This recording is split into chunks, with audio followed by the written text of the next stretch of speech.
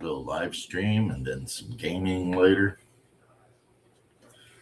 Get some painting done, maybe. What do you think? A little painting.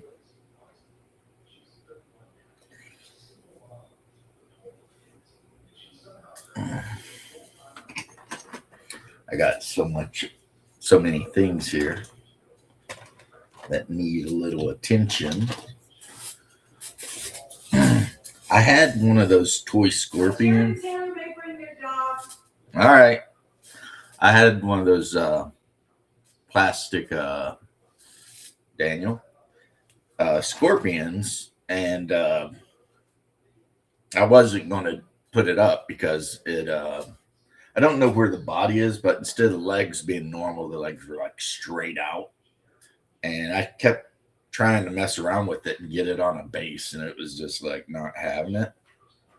So I actually cut the claws and the tail off, and then I cut the claws and tails off of this metal Reaper Scorpion Man and replaced them, and they fit perfectly, perfectly, I think. And it does make this guy kind of a different looking guy, which means I'm probably also going to want to do something with the human part of him, to make him really like maybe he'll be, I don't know, a chief or a freaking something. Like, honestly, at this point, I'm not sure. Maybe a chief, a shaman. I mean, maybe I should actually look at the Scorpion Man monster entry and see how they actually work. The thing is one of the adventure sites the players have a map to. Hey, what's up, Big James? One of the yeah, the players found some maps recently, and one of them leads to a location on the plateau of Ix. And the plateau of Ix is where the Scorpion Men live. Not a guarantee that they would run into them, except, I mean, come on, I'm going to make them run into them. There's going to be some of that. And then the adventure that the map leads to is actually before the Lost City. Of course, the city would have been built somewhere else thousands of years ago, and now they have a map that leads to the location. Last night during the game, they went into Mendor's library and got jumped by some giant ticks, which are incredibly more horrible than you even think they are. They're just the worst giant ticks. And eventually found the headmaster's room and fought with a specter. The warlock, who has 14 con, got hit one time for a con loss of 8. So he went from 14 to 6. So his hit points just basically went away. He was walking around with like single digit hit points. But they did manage to eventually defeat it. But yeah, both of the warriors in the group lost con, so they decided after looting the room of the headmaster to go ahead back and take a week off, a nice 8-day vacation to kind of get some constitution back. And so that's pretty much the whole game, really. The treasure, the headmaster, yeah, the treasure they found there was the maps. They found 2 maps. And they found a book on cults. And They found some jewelry, you know, that was worth a bit.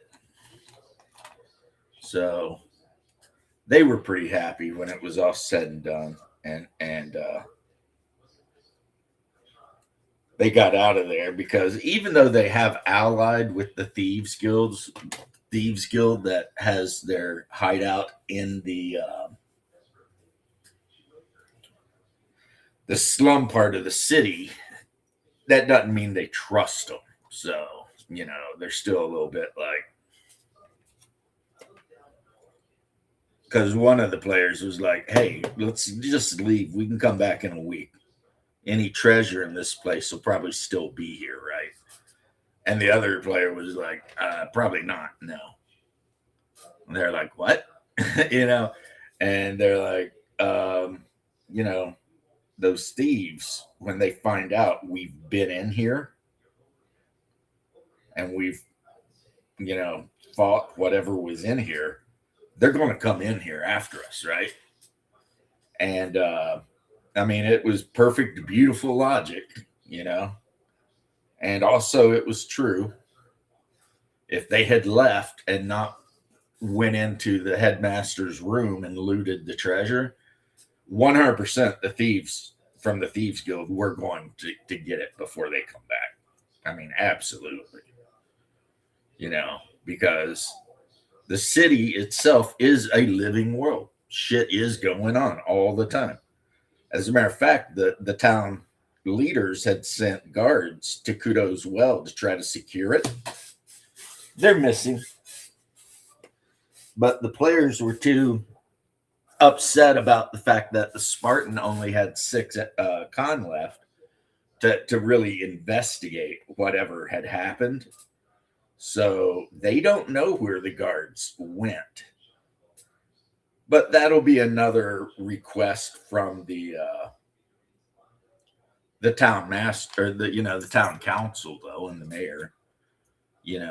Once they're feeling better, they'll probably be offered a job or payment to try to locate where those guards went. And I know they don't know. And because they watch my channel occasionally, I can't say. But, they'll find out, I'm sure. I'm sure. So, and it'll be good times for all.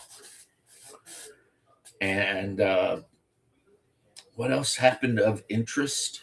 The Warlock finally made, I think, level 4. And the Cleric made level 5. The Berserker is still level 4. The Mage is still level 4. I think the Scout might be level 5. And maybe the Assassin finally hit level 5. I'm not sure. Because some classes level much slower than others. So it is what it is, right? So yeah, the Cleric, though, he is going to spend all the time while they're resting and recovering their con and stuff, basically trying to two-stroke today. I don't know. I mean, I never really know. The only person that I always suspect I will see is Tim. But he might have a game today. And then I also kind of expect to see my brother. But anyone else who joins, it's probably never planned. Right? And yeah, Omanal is a good guy. He's a good guy.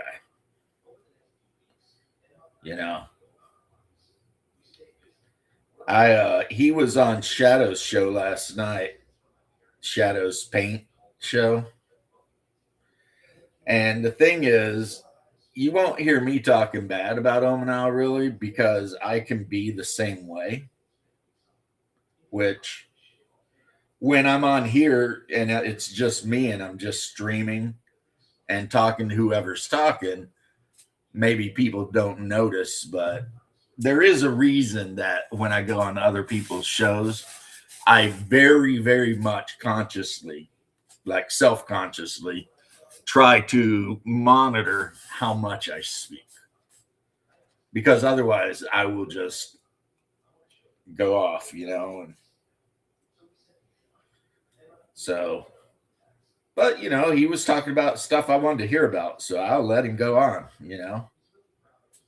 I mean, of course, I would rather talk about Hyperborea, but I've got other games I could talk about too. I recently finally got my Monolith Conan role playing game book. There's Timmy. Hey, Tim. See, I was just saying that you almost always show up, and unless you're gaming today, because I know you game a lot on weekends. So, but the Monolith Conan game, I don't know. It's I kind of keep changing my mind about it. At first, I was a little disappointed, and then I got a little less disappointed, and now I kind of went through that ennui phase where it's just like I didn't know how I felt about it, and now having read through it again, I'm starting to think that I actually do like it. I mean, not enough to ever consider changing the game we're playing currently. There he is. Hey, Hey, not enough to consider to want to change the game we're playing currently at all. But I just like reading games. You know. I get that. I probably would do if I had more books of of games. Well, there's the Conan game, which, like I said, I went from disappointed to slightly not disappointed to now kind of pleased. It's You like like the more I figure out what the designers were trying to do, the more I understand why they did what they did. yeah. And what they were trying to do is obviously they were trying to make it much simpler and faster to play than 2.20. To that end, they did a brilliant job. You can make a character in 5 minutes. You can be playing. It is that kind of game. But part of me still kind of misses a little bit of that crunch from that 2.20 system. But a lot of people don't like 2.20. And then the I, other one I've been talking about. Oh, go ahead, Tim. no, it was just that was a little chuckle. I was like finding that crunch. I really like crunchy games. I mean, my favorite's RuneQuest. Right. And That the one other makes it one, of a bit course, crunchy. is Arkham Horror, the role playing game. And I have pretty much come to the conclusion that I prefer Arkham Horror role playing to Call of Cthulhu role playing. Fair. And because Arkham Horror is actually set up for the adventurers to be able to survive adventures. Like it's To be not quite so simple, yeah, to to, kill off players. So it's more like Call of Cthulhu Pulp. well, Cthulhu. To be Yeah. fair, I think regular Call of Cthulhu is a little bit misunderstood and is played too deadly. Actually, Yeah, because your players really should not be encountering great old ones. no, Most of the time, it should be cultists, maybe some deep ones. Some of the lesser kind of human level stuff. not just Like that, but even if they do see some supernatural horrors, maybe more make it more glimpses and them going slowly mad over time than actually getting straight up killed. well, the first adventure that they have, I'll go ahead and throw it out there because I don't know if I'll ever run it. But the first adventure from the starter box, it's werewolves. Werewolves do exist in Lovecraft. Yeah. A lot of people don't understand that. So do vampires. Yep. So they kind of start the thing off with, instead of directly going up against the agents of Cthulhu or Yog Sothoth or something. Yeah, you're just trying to figure out who's been murdering people in this city, and it turns out it's werewolves. Yeah, I have it too. I'm a big fan, Steven, of Pulp Cthulhu as well. This game is a lot more like that. It's like it does have the death spiral that Call of Cthulhu does, where as you take damage, you get less dice to do actions. But your characters are a little bit sturdier, and like I said, everyone may not agree with me. That's fine. But I find that their dice pool system is really cool. It's pretty much like Free League's house system where you roll a bunch of dice sixes and you hope to get a six. Except in their dice pool system, the target number is whatever your skill is, and you can roll as many or few dice as you have. And I like that way better for some reason, but there are reasons to go all in on something. Let's say Timmy is fighting a cultist with his 1911 and he's got a firearm skill of 3+. He might want to roll 4 dice. Why would Timmy want to roll 4 die? Because every success after the first increases damage. So if he rolls a bunch of like 4 3+, he is straight up just killed a dude. You know what I'm saying? Because it's the 2 damage right away and then jack the damage up for successes. That's a dead cultist. So there are reasons, even if you're going to be able to do the skill, to go all in, Or Timmy could say, I've got my 4 die here. I'm going to spend 2 to shoot that cultist and 2 to shoot that cultist. Maybe he's double fisting those 1911s, right, Tim? Dual wielding's always cool. Well, the one character they give you pre-made in the starter set, he is a private detective that's worked in all these cities in the Northeast, the big ones, and his starting equipment is a pair of 1911s. Not bad. And enough ammo to reload them twice. So, and he's got like a 3+ gun skill. So, but his background is he's a World War I veteran too. So he spent his time in the trenches.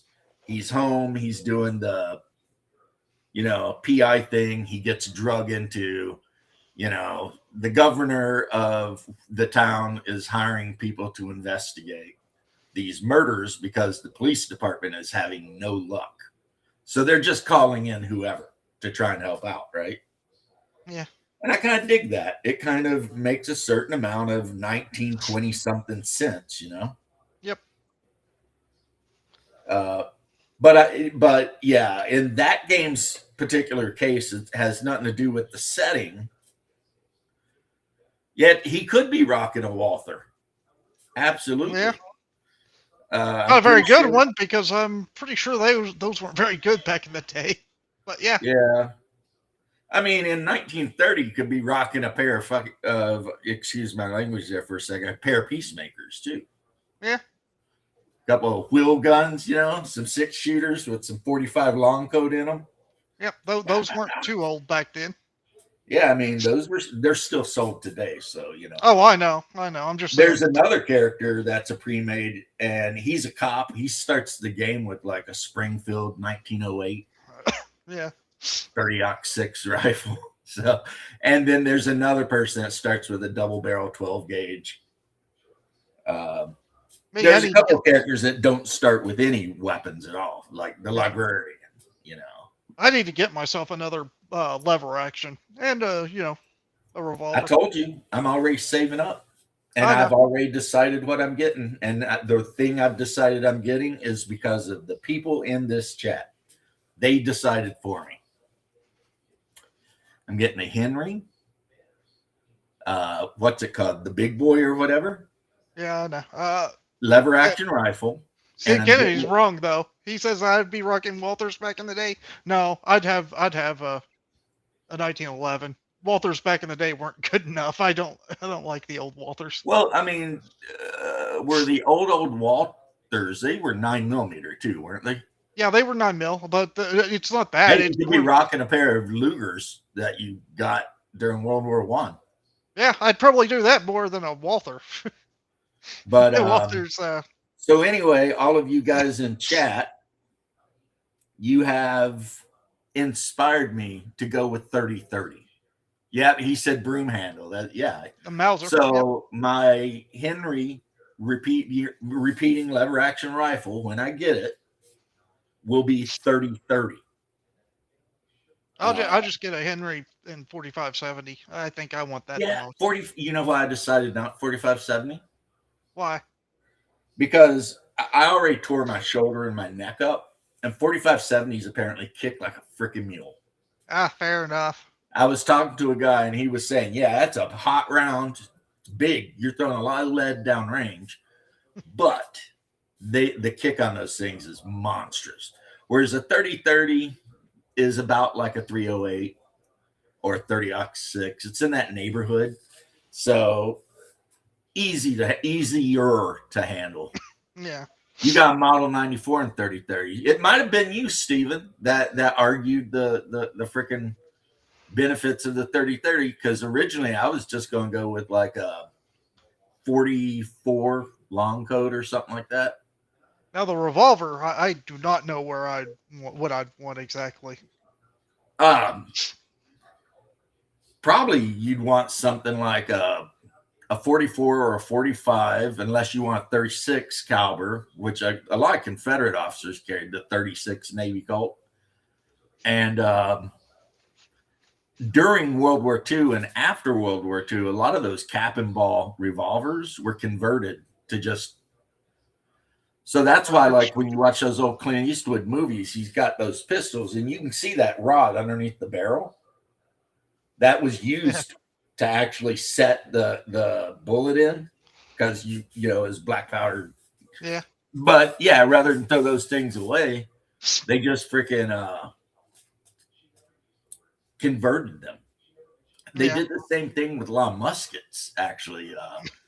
At the beginning of the war, a lot of the muskets were smooth barrel, and both sides started rifling pre-existing muskets because they were going to the mini ball,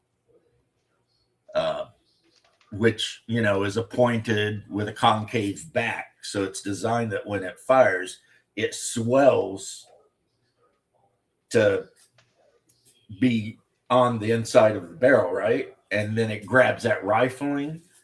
And so, like, you can have like an old Enfield 56 caliber Enfield from like 1800. And after they rifle it, if you put a mini ball on that thing, you can drill shit 300 yards away. And that is why the Civil War was so deadly, especially at the end, because they were still marching in line, shoulder to shoulder, against weapons that were accurate at 350 yards, you know? And yeah, it didn't end well for anybody. But yeah, a lot of people don't know that. But the Civil War started out as basically the Napoleonic War. You know, everybody's using smooth barrel muskets, and you got to march in line and get kind of close and do stuff and bayonet charges and shit. And within a couple years, all of a sudden, you know, the technology had jumped so far up that walking in line shit just got a bunch of people killed, you know. Yeah, that's 400 grain. That's a good round, but 30-30 is what I was talking to a lot of my homies in Kentucky who all hunt, and they're saying a 30-30 is really all you need. Yeah. To take down a deer. I could say that, yeah. And I was like, well, that's what I'm looking for. I'm not out here bison hunting. Like, if I was out here trying to kill a bison or grizzly bear or moose, I would probably consider the 45-70. Mm-hmm. But yeah, Ain't too many of those in Tennessee and Kentucky, which No. I may not be moving to Kentucky, Tim. Oh. Yeah, the wife and I are thinking of moving about 10 or Oh well, 15 yeah. minutes Yeah, you south said of that. the Yeah. border Which to is like not too bad. Middlesboro, Tennessee. That's not bad anyway. Well, it's deep in the heart of freaking Appalachia. So Yep. it's going to be the same countryside I'm already used to, And you're still and not no too far state away where you tax. used to live anyway. It's like less than an hour drive Yeah. from where my mom is. Yeah. You just go up 65 to London and then head east a little bit, and then plus I kind of like the idea of living in the neighborhood where they filmed Evil Dead 1 and 2. Fair. Yeah, because I had to look that up. I was watching Evil Dead last night as my going to sleep movie, and the guy driving the car, he's like, Ash, where are we? And Ash like, well, we just crossed the border of Kentucky. And I'm like, okay. So they could be going to West Virginia, Virginia, Ohio, Tennessee, Indiana, and Missouri. But they're going south. So I looked it up, and yeah, it's Millboro, Tennessee. And that's where they actually filmed the whole movie, both of the movies. Yeah, the Kentucky Long Rifle. Yeah. I want to get one of those, but maybe like one of those reproductions. I don't need an old one. My one of my relatives, he used to go black powder hunting because you know how up around you've got the whole you got like bow hunting and then shotgun hunting and then rifle hunting and black powder hunting, all the different parts of Yeah. hunting. And he uses a 50 caliber Hawkins black powder, which I guess is like basically the same freaking kind of rifle Daniel Boone carried. And he's taken a lot of deer down with that thing at 150 yards. Yeah, I mean it's a rifled musket, you know what I mean? Yep. And he's basically firing just mini ball is all it is. It's that same French design, and yeah, it's he says he can hit targets really well up to about 200, 250 yards, like you know. So Now, yeah, if there's anything that I'm really happy, one of the guns I've been really wanting a long time has gotten a bit cheaper. and what is that? The Type 99. Oh yeah, you've been talking about how much you. Oh, we're losing James. I'm resetting. Oh, okay. Yeah, you've been talking about how much you want to get one of those. Yep. It'll be cool for a collection. I know I'll never use it, but it's a cool gun and I want it. Hey man, that's I'll have three 54 different. Cal Hawkins. His might be 54, and maybe he said 54, Steven, and my modern Army brain Thought just 50 said caliber. 50 Yeah. because Ma Deuce. Yeah, a lot of Yeah, things Ma will Deuce, 50 man. cal Ma too. Deuce is a beast, man. Like I mean the Kentucky long rifle's a 50 caliber. Is it? Yeah, Yeah. his is a Hawkins. I don't think it's an actual, Yeah. which would be cool to own just because you live in Kentucky, so why not? Yeah, I do think about getting like a reproduction variant or version, Yeah. just because it's kind of cheap that way. All right. Let me see something. Hang on just a second, everybody. Okay. I'm trying to figure this out.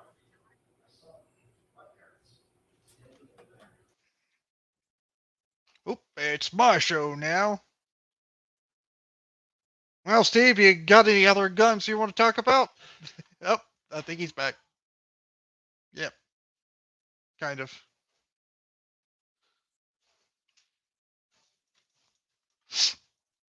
Well, he's kind of back, almost all the way back.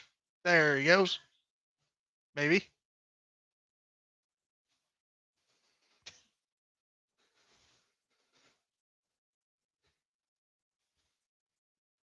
Oh, that was interesting.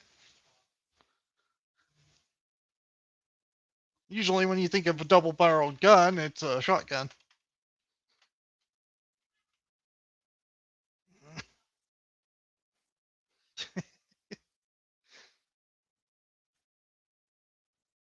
Oh boy! I wonder when James will be back. Oh, I think I hear him now. Yeah, there he is. Kind of. At least here's his background. Yeah. There you are. I summon you, James. Yeah, let me. For whatever reason, every now and then, the streaming turns my camera off. And it's like, why are you turning my camera off? I don't know. It'll keep voice on, it'll turn camera off. And then I'm, try to turn it back on, and it's like the computer says it doesn't see that I even have a camera. Yep. Which is kind of weird, wouldn't you say? Little bit. There could be a couple of things that could happen. One, is this a laptop or a It's a desktop? laptop. Laptop? Maybe something happened with the wiring because maybe the wire came loose on on the Well, internals. the camera was just the front facing camera. Yeah, I know, but I'm talking about the internal wiring. It's Maybe a something got jostled. Suday. Did I spell Sunday wrong? Yeah, I did. Ah, poor orc child. Well, I thought it was maybe overheating. Could be that too. But it's sitting on a cooling tablet, with the fan at 8. So that should not be the issue. Yeah, I'm not sure. Hey, well, it is what it is, right? Yeah. Again, I could see something like a wire coming loose or probably the wiring getting degraded or something. Oh, yeah, this is an old laptop. And of course, the one that was newer,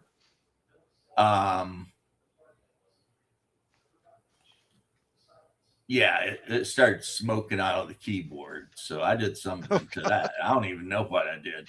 I mean, it was a cheap computer, but yeah, whatever I did to it, it did not like. It is dead, officially dead. Yeah. Yep, could just be old wires. It could just be this. This is a Acer 1080 or something. This is like literally like a 10-year-old computer. See, this is the last thing I need though, because every time I try to save up money, you know what I mean, to get the rifle I want, some shit like this happens. Yeah, I know how that feels. And then I'm Happens a just lot. like, damn it. Like I was gonna buy a new game today or this month. Couldn't because my headphones broke last month.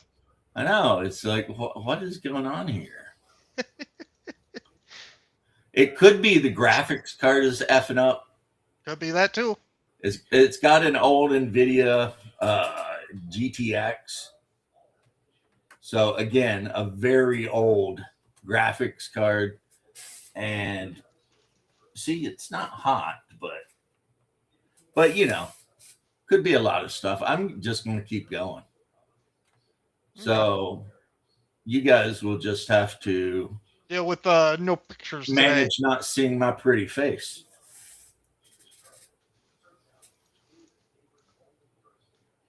The helm of Wormhammer Hand will once again sound. That poor orc child, that makes me think of Cow. That makes me think of that Moria game, which I think my brother played and said he liked it, but I don't know if he plays it anymore because these days it doesn't really seem like anyone plays anything anymore. You know what I mean? As far as games, it's really kind of weird if you think about it, but because like 15 years ago, man, I was playing MMOs all day. And now I'm just like, I don't even care. Oh, there's not many new games that's really great. The last one I've been wanting has been that Pragmata game. That one looks pretty good. Yeah. Is that the one with the little android? Yeah, Yeah. it's Yeah. got the android child that you have to protect and I've heard help. good things about that. Yeah, I have too. Still rocking Windows 7, right? Yeah, I wish I could have kept Windows, what was it? NT or some shit like that. It's like the uh, best Windows ever. 98. I'd be okay with Windows 7. I remember that one. That's the one I used to use all the time. Yeah. That was my favorite. Back when you could run Windows and it only took like barely none of your processing power. Yeah, that And now was you want nice. to run Windows and it takes like a gig. It's like, get out of here. Not to mention all the freaking space it takes Yeah, it's on your hard drive. yeah, it's like I understand you're trying to make it all fancy and shit, but I don't think anybody wants it fancy. No, nobody wants it. Everybody wants just something that will run and very lightly so they can play games and use most of their resources on other things. Right. But Nobody wants to, build a big gaming computer and then have half of its power going to your OS. right, that's not a lot of fun. But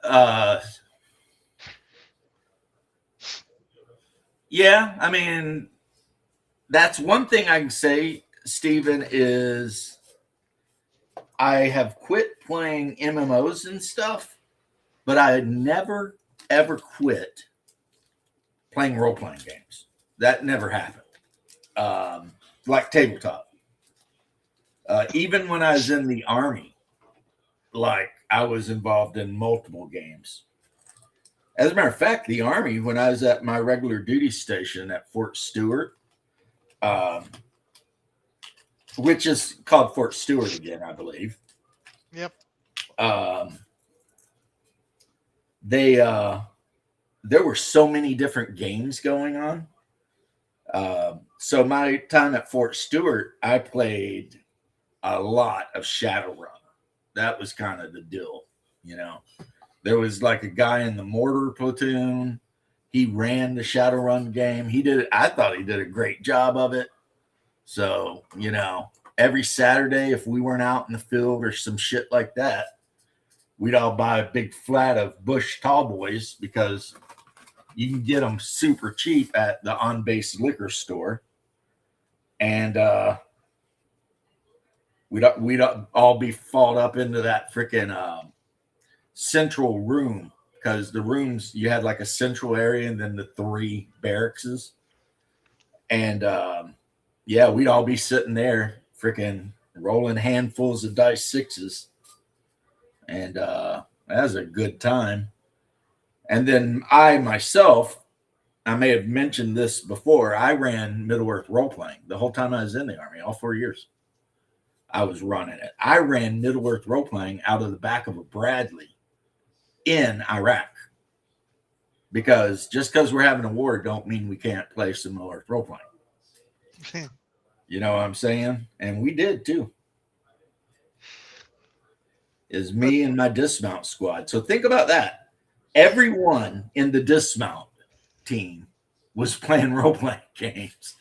Uh, That's just kind of funny. And, you hear mortars going out in the background, and you're just like, okay, who's next?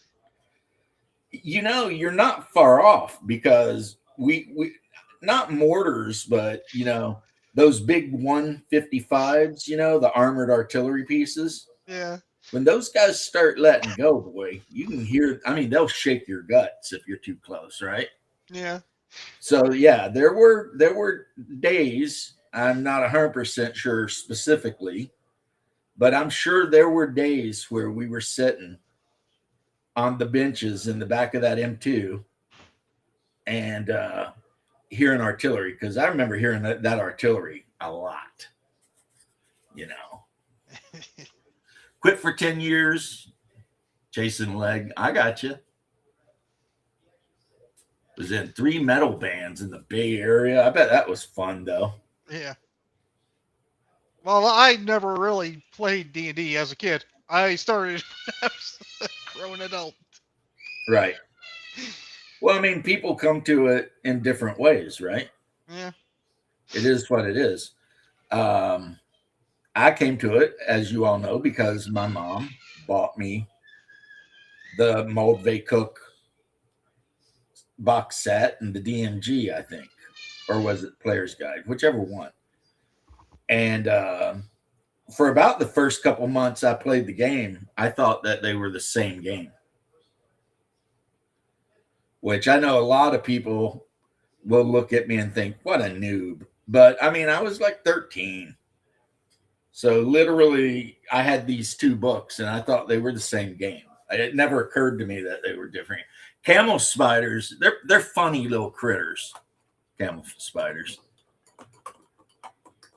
I've heard all kinds of stories about how they'll eat a hole in you if you while you're sleeping and stuff.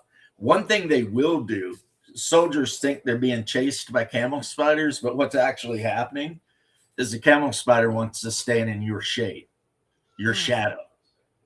If you're just standing in the middle of the desert, camel spiders will run to your shadow, and then if you move, they'll keep running to your shadow. So, people think the camel spiders are being super aggressive and coming after them, right? It's like, No, it's just like, no, it's just what's your shade. Come on. yeah, it's like, no, he's hot. He's like, leave me alone. They do get big, though. Not as big as some of those pictures where they show them and they're like, a foot long. But I've seen them at least 2, maybe 3 inches long. So, I used to always sleep on the back deck of the Bradley, not the most comfortable place, but that's where I slept. And I'll tell you what, there were nights when I could hear shit running around. You could hear it in the sand. And I was just like, yeah, I'm not going down there. I'll just stay right here if you don't mind. But my buddies, they would sleep on their cots. I mean, we killed a couple sand vipers. We caught a lizard. I'm pretty sure we killed it on accident. We had this big lizard that had like a really, it had like a blunt tail that was covered with like spines. So think like a giant horny toad type thing, right? And we kept that thing for months, and we watered him and we fed him freaking chicken cacciatore and all of that, right? By the time they told us we were packing up to leave, that lizard was so fat that like we put it in the sand and it would move like 3 feet and then stop to catch its breath. And I was just like, I think we killed that lizard because whatever eats it, it's not getting away from him. If a hawk or something comes after him, that poor bastard is done. But he had a good life that 6 months riding around and eating all of our chicken a la kings and all that shit. Yeah, he had a good life. Fed like a king, and now it's doomed. Yeah, but he did, like you said, he ate like a king for real. And we'd all pick him up, and it was weird because he was just sitting out in the desert, and I walked up and just picked it up. It knew that, and it didn't fight. It just kind of hung there and looked at me, and I was like, "You basically tamed it." Yeah, it was like, this thing's already tame. Like, look, I'm just, and everybody's like, cool, man, and we just put it in an MRE box and fed it, and then we'd play with him, take him out and pet him and stuff, and after a while, at least in my mind, humans, we tend to anthropomorphize stuff. But after a while, it seemed like the lizard actually was enjoying, getting its little chin rubbed and everything. And, and I know it was enjoying those noodles, boy, because throw those noodles in there and it was like, rah, rah, rah, rah, rah, yum, yum, yum, yum, yum. Yeah, I hope it found a rock or something to hide under, before a hawk or something saw it. And I will go down in history as saying that was a damn good lizard. He was a good boy.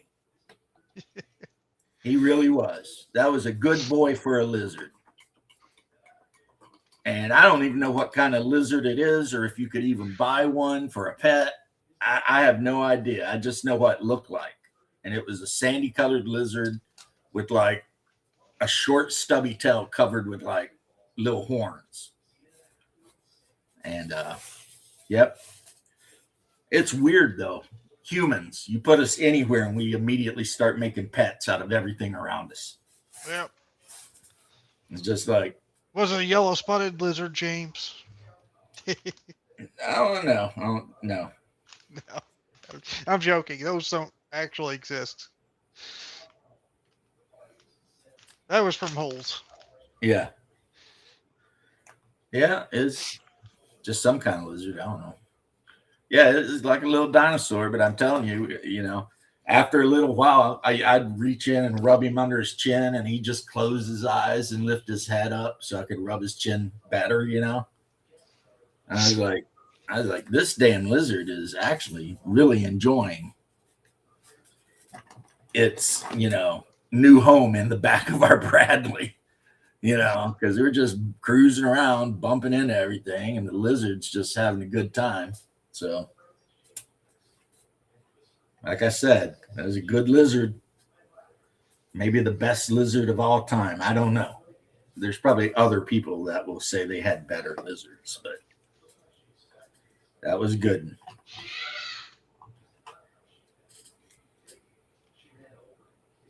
Yeah. So hopefully he lived a long life. Most likely not. Most likely not. I'm sorry. He's most likely dead because of a predator. But that was going to happen anyway. Yeah, eventually. That lizard lived the best life of any lizard in that whole area, I bet. Yeah. Like other lizards would be jealous of that lizard. They'd be like, damn, this lizard's getting all this food and stuff. Getting petted, scratches under his neck. Yeah, other an easy life. Yeah. Yeah, I agree. That's our superpower. We domesticate everything. I mean, it's like, hey, you're an apex predator. Do you want to come live with us? Like, it'll be cool. Domesticate every animal. You mean a lot like of cats? animals? Kind of. Cats, yeah, you can't really exactly domesticate them. Yeah, cats domesticated us, I think. Yeah. It's like, who's cleaning whose poop out of the box? That should tell you what's going on there. I was more talking about zebras. Those cannot be domesticated. Yeah, well, if you want to get weird into all the weird African animals, yes. I mean, you're not going to be wrong. I mean, that one honey badger that you always see on the video, what's his name? Zottle or whatever his name is. I think I know what you're talking about. I've seen a video or two of that one. The one that's a domesticated one. Yeah, it keeps us sleeping. He was raised from the time his eyes were shut as a little baby by that man. Yes. And he still is a nightmare because he keeps escaping and helps the other one escape too. Yeah, they're just out there doing whatever they want to do all day. He broke into his house. He thought somebody was breaking into his house, and it turned out to be the honey badgers.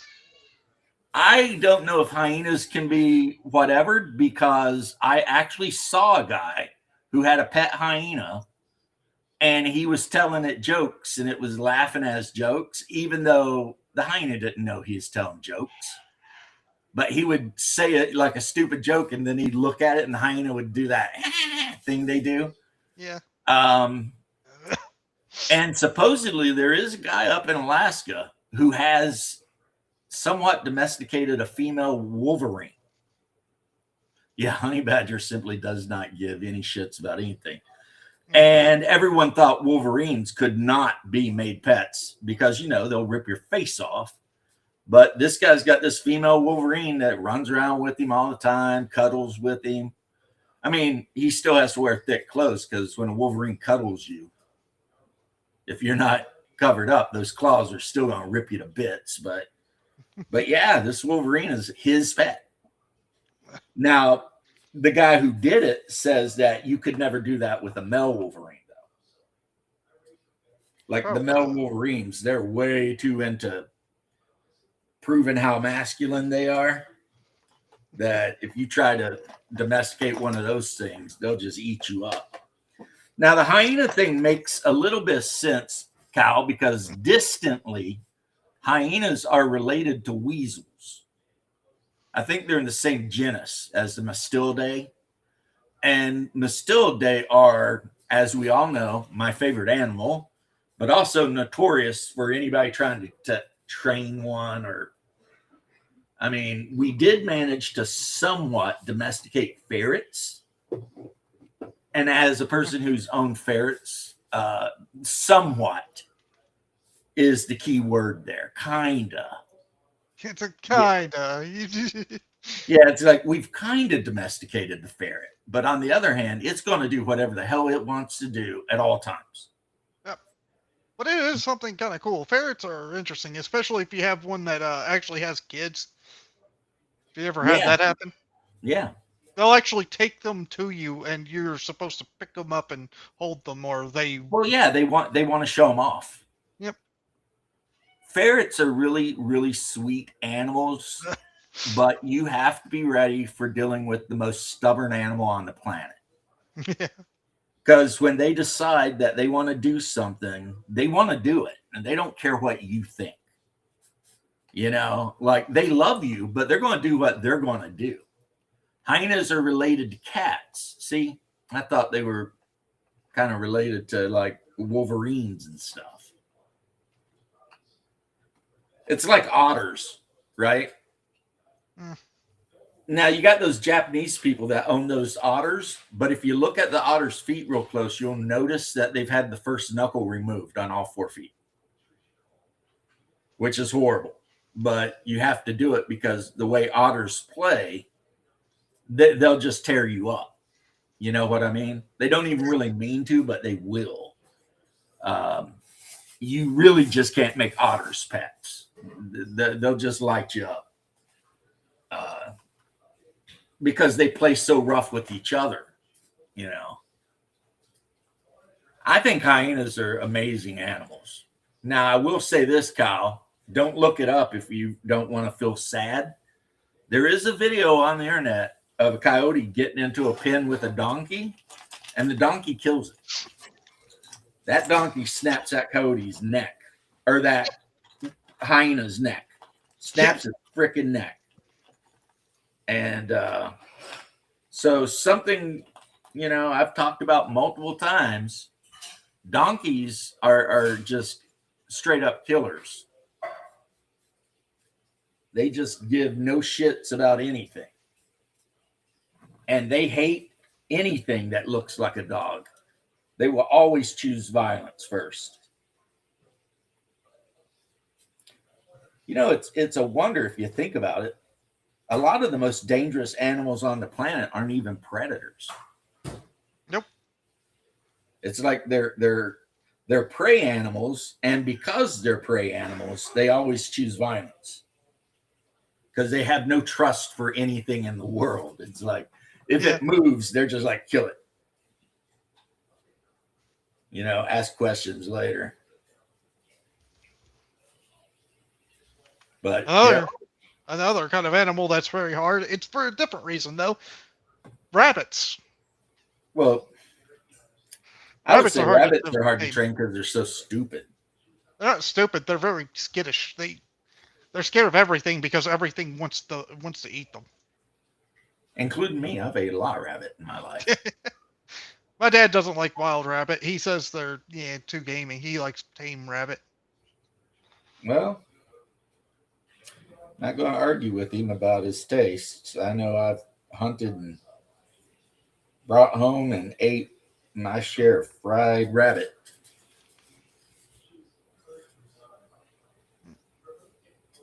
You know what's wild, Steven, is in the One Ring, Lost Kingdoms, I believe it's called, or Forgotten Kingdoms, which is Arnor, so north of the Shire.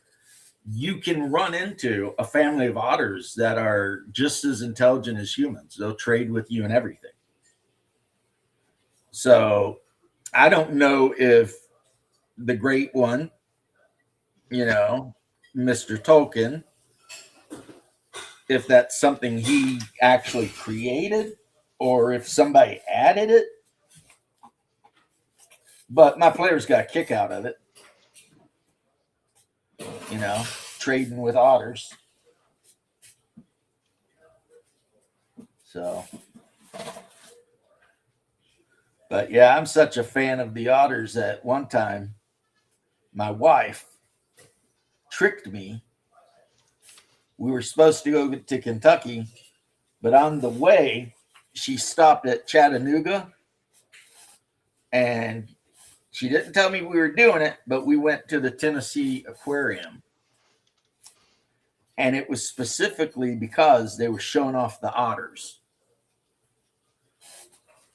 They have a breeding program there where they're taking otters that had at one time been endangered or close to extinction, and they bring them back. And they were showing them off. And it's the Appalachian River otter, which is a creature I'd never heard of, never knew even existed. But I got to see them, and they were cool. They were very, very cool.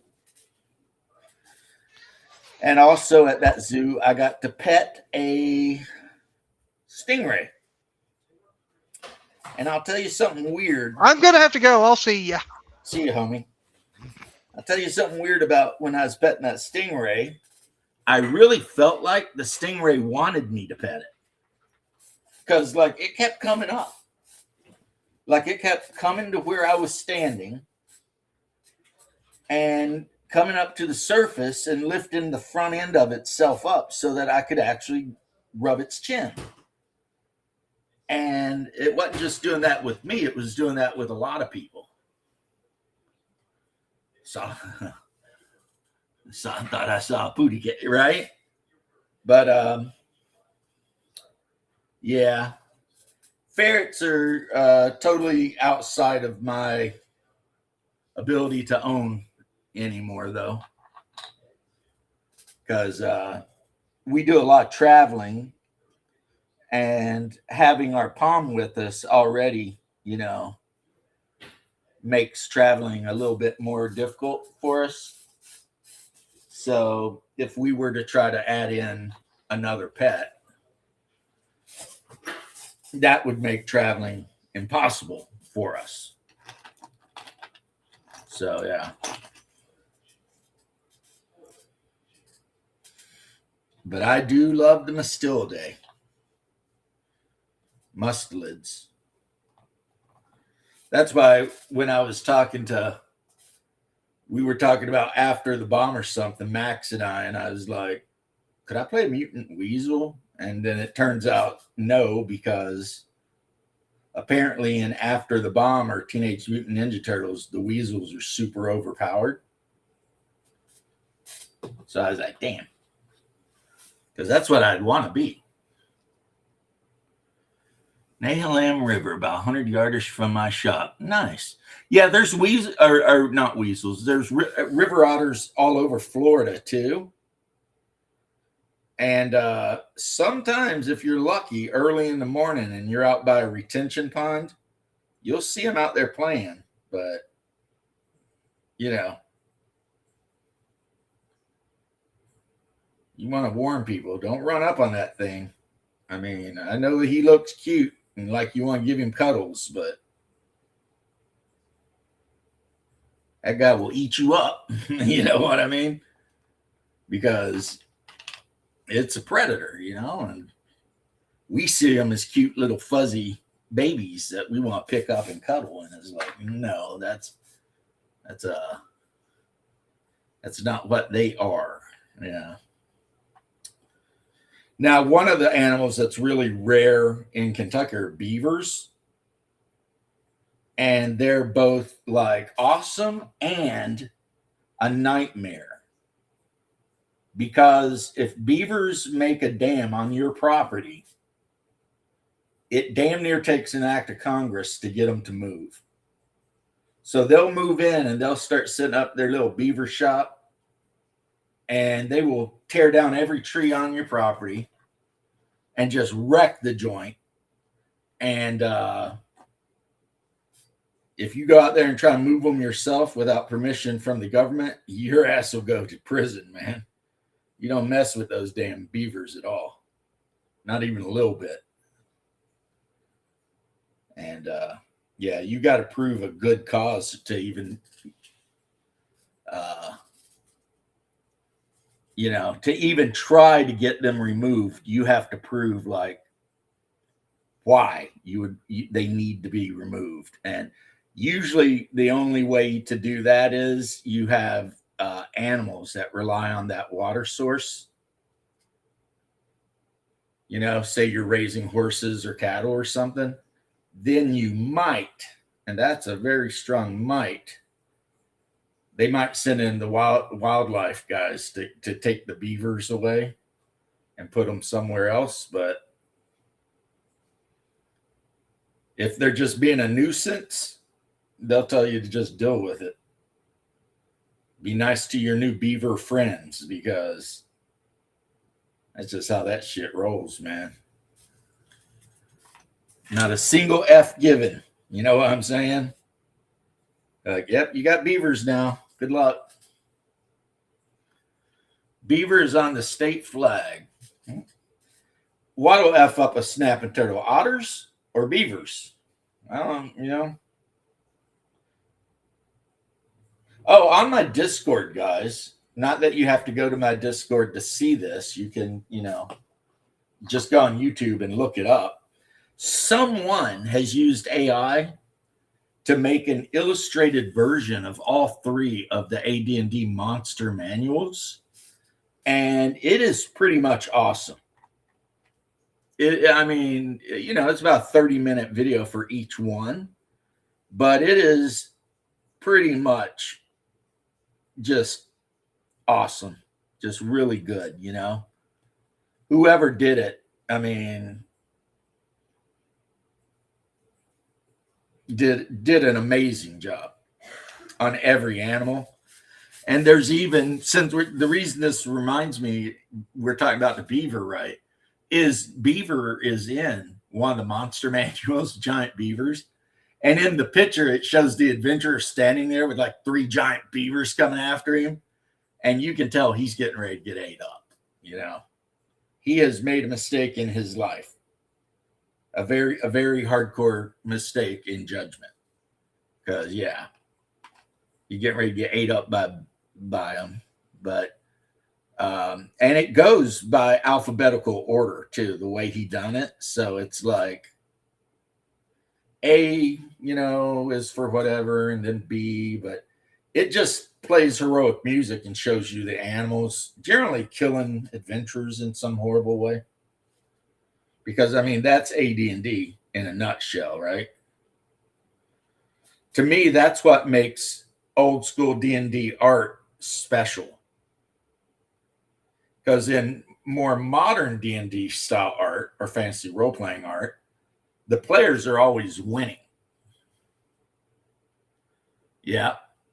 But in old school art, whether it's AD&D or basic, most of the time the players are getting their asses handed to them. It's like, you see some player getting halfway swallowed by a giant frog or some shit. And I think that's a lot more relatable, especially for me, having had a character get ate by a giant frog and die. I'm like, yeah, I feel you, brother. I know how that shit can go, It can be like that. So,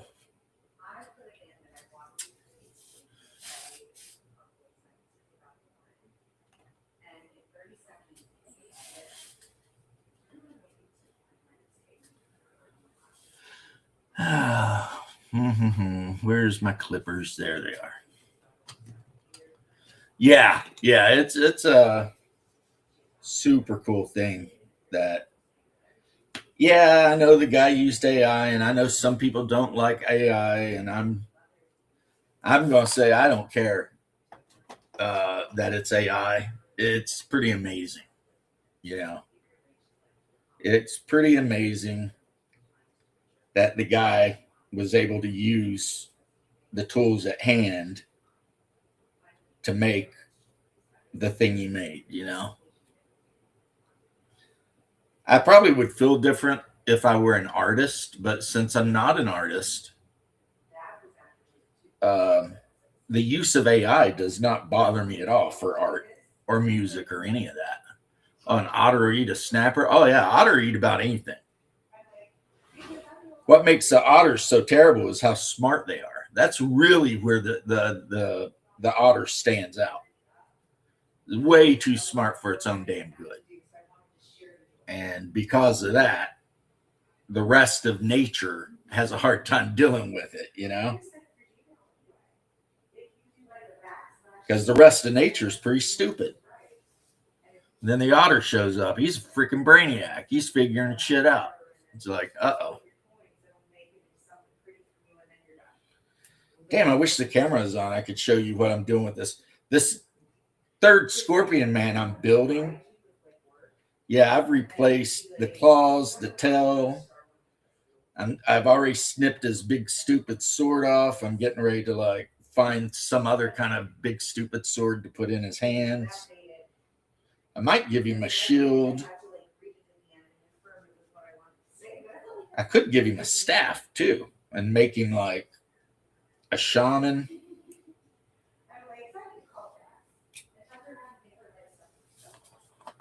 You know what? I'm going to walk over to the table just real quick to grab my Hyperborea book. I left it on the table last night because the game went a little late.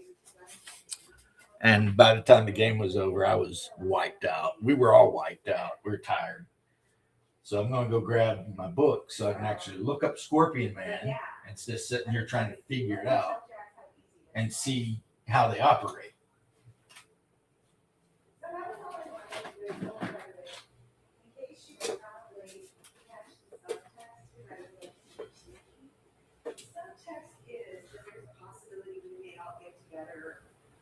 People are here next weekend, but again, we're also in the same area of Rob.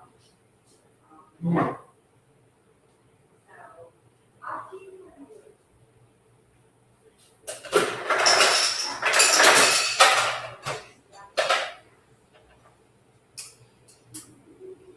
Let me make your life yourself, right?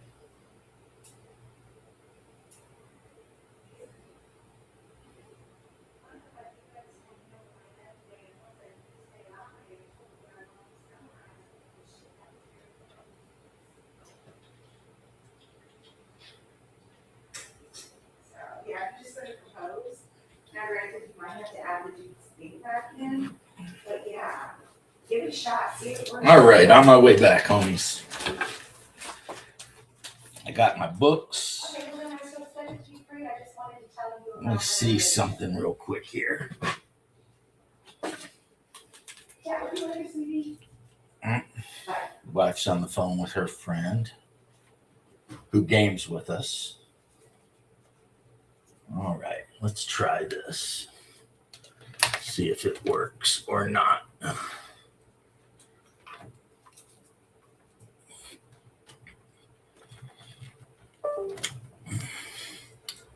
Yeah, one of my wife's girlfriends also games.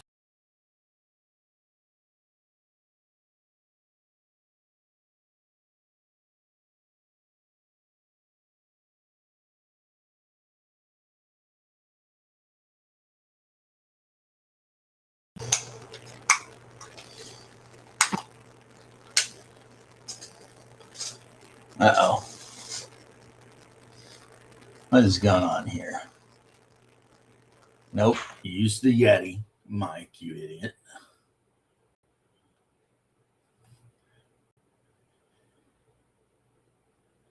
See, I don't remember. I really don't remember things being this difficult when I was using StreamYard. Maybe I'm just like thinking that because of how this has been a pain in the ass, but I don't remember that. Try something else then. See, I can try multiple things over here. That's how I am. I'm all about it. Let's see. All right. So this would go like this. See, I'm still trying to figure shit out over here. And then remove this. Plug in this.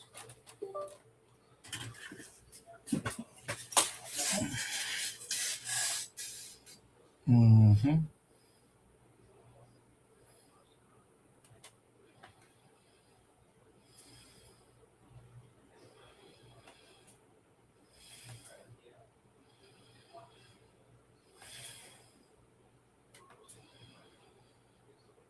Yeah, that's weird. I just plugged in the my Logitech camera, and it's still saying no camera. So you know what that means? We need to go to settings and see if it turned the camera off. That's what we need to do. All right, let's see. Aiming, accessory, devices.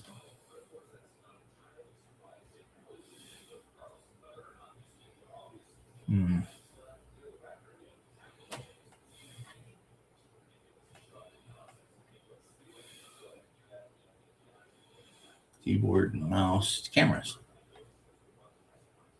Okay. ProStream camera.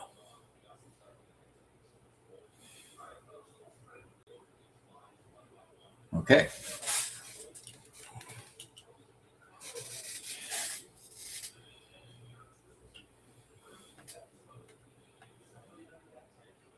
All right.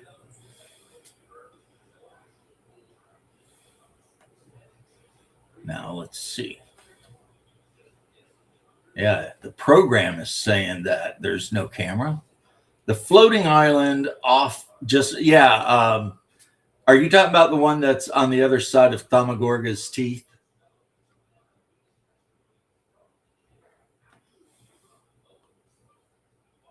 Like paradoxia or whatever it's called.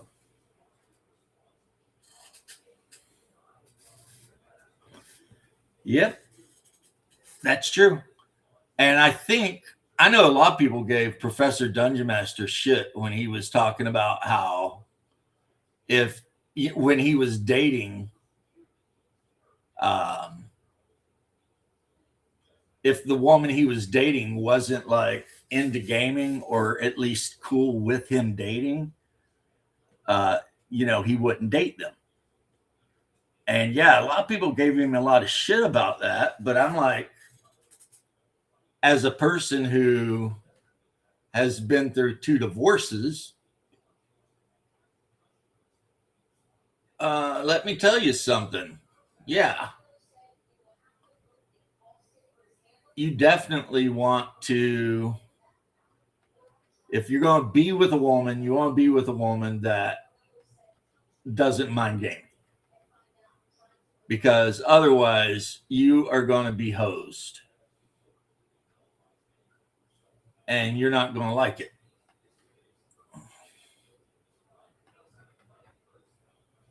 And that will suck.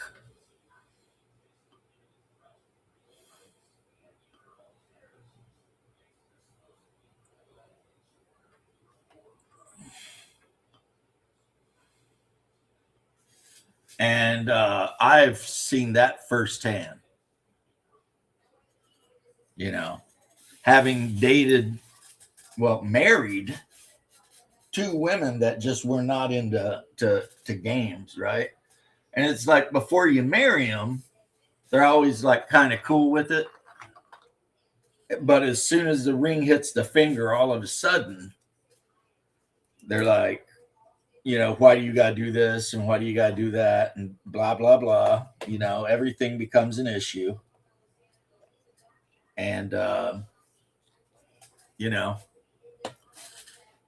over time, it sucks. So, yeah, I guess what I'm saying is that at least marry a woman. If you're not married, at least marry a woman that's cool with you gaming and doesn't care.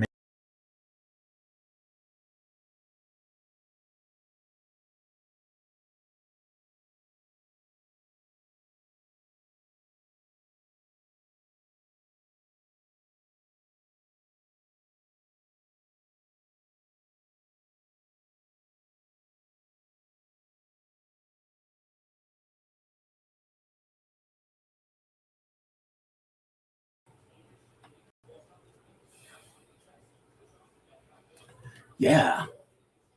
This is I'm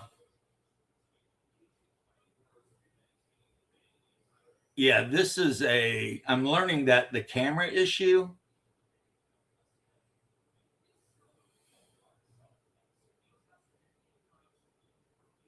and so that's what's happening here. This is a restream issue.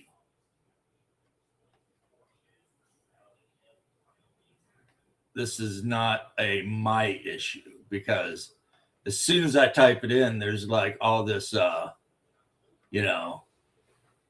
camera doesn't work stuff. And it's like, okay. Why? And it's like, so we go down here and we find restream, not allowed to use your camera. Yeah, see, restream. No, restream is under allowed to use my camera. So what the fuck is that?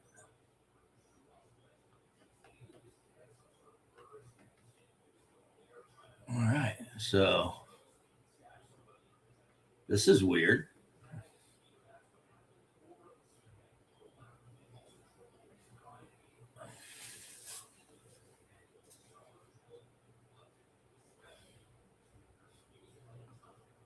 Okay. Now it's saying camera on.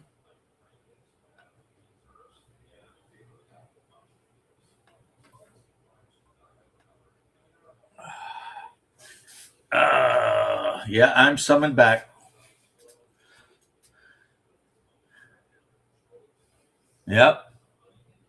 Yeah, that's what they do. But what I say is, if you're going to marry a woman and you're a gamer, like you really love gaming, just make sure that she's cool with the gaming. Maybe she's got her own hobbies. Because otherwise, yeah, that becomes an issue a lot of times. At least it did in my case. So when everybody was going after Professor Dungeon Master for saying what he said, I had his back because I'm like, trust me, I know. Now, my wife's boyfriend, he probably loved the fact that I was gaming.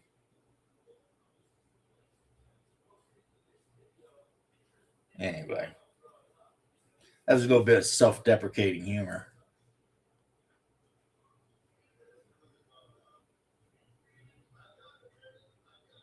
Just a little bit.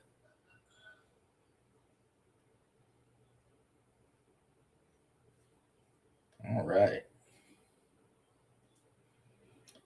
Actually doing a zenithal highlight on a miniature. I haven't done this in forever. I wish I could show you guys.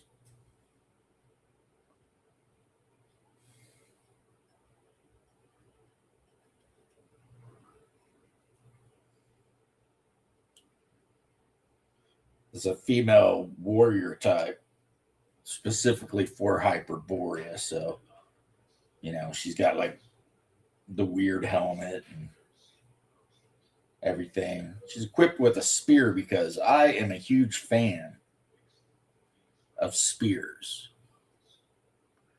That's why you quit gaming, yeah. Well, brother, that is why I quit being married. I mean, because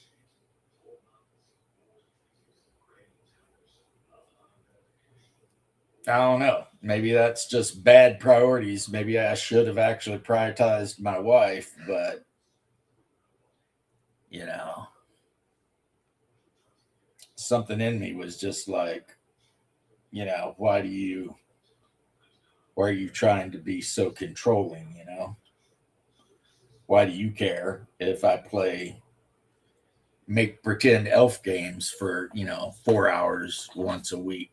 I mean, that to me, that seems like a hell of a thing to really care about, It's like, play that shit. Yeah, look at you. Well, I do, sir. I do. I played that shit last night. Yeah. And I will tell you this about that shit. Every one of the players at my table, they are terrified of the undead. I've never seen players so terrified. But like you hear the mention of undead and they start acting like,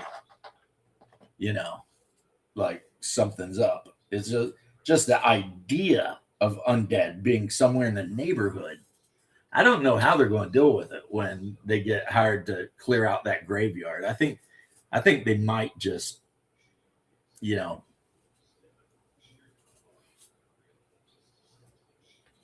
well, I mean, if it's not for you, it's not for you.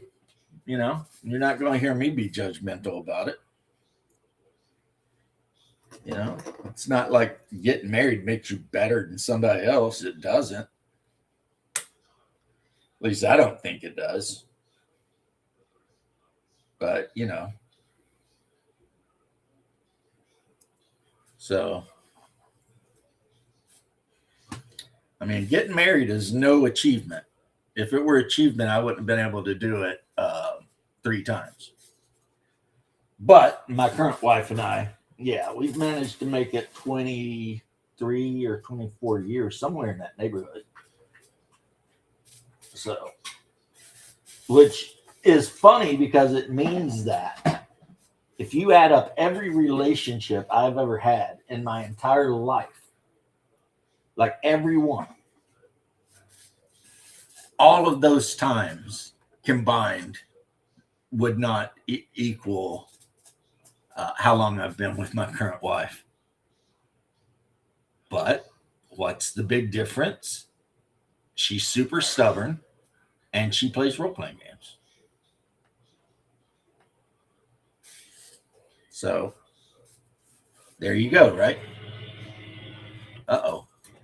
My printer just started doing something. Well, I need to remember to print out some new character sheets, actually, for Hyperborea, because all the characters had picked from a list, like I'd made up a bunch of characters, like 40 of them. And yep. And she's putting down on her wish list what she wants me to buy her. So I'll buy her that. And she's bought me for our anniversary a bunch of War Games Atlantic. No, actually, North Star Miniatures stuff. Yeah, she bought me Serpent Men, the Island Savages, and damn, I forget what the other one is. It doesn't matter. But it's from the kind of the Frostgrave game where you're on an island instead of puttering around in the city. Like, what's it? Ghost Archipelago or something. And there are some miniatures in that set that are cool. But what's even better is that they're like Cultist box number 3. And the main reason I wanted the cultist box number 3 is there's like headpieces in there that have antlers. And I'm thinking, well, the cult of Yonde, right? Their whole deal is antlers or horns of some sort. So, I mean, that's going to be useful in any game I want to play. And then the serpent men, I have serpent men like from the Conan thing that I bought from Reaper, right? And they're that soft white kind of vinyl plastic that the old Reaper Bones is made of. Well, with the serpent men sprues, I may actually cut the top of the body off of some of the serpent men I already have and use those plastic serpent men bodies, you know, for like armored bodies and armored heads and a lot different weapons that look really, really kind of cool and weird. And you know, so as you guys know, and unfortunately can't see, but you know, I love modifying stuff. That is one of my passions with modeling. You know, I don't mind just putting stuff together and building it, obviously, but my favorite thing to do is to take something and take all my bits out of my bits box and just make something else, you know, out of it. I just really love that. That's my, yeah, tropical. Yeah, in that one, I think the leader of your warband isn't a wizard. He's got some kind of weird bloodline powers or something. And you basically are leading a party of freaking pirates. Yeah, kit bashing. That's the word. That's the word I'm looking for. I love the kit bash. Like, I love it. That's one of the reasons when my camera's working, you see behind me, I've just got all these sprues just laying there. A lot of them have been built, but I haven't thrown them away yet because I'm like, oh man, the second I go to throw that away, I know for a fact I'm going to want that weapon, right?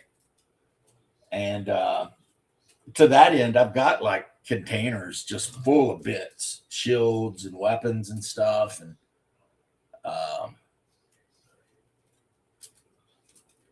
you know, so I just do my thing, right?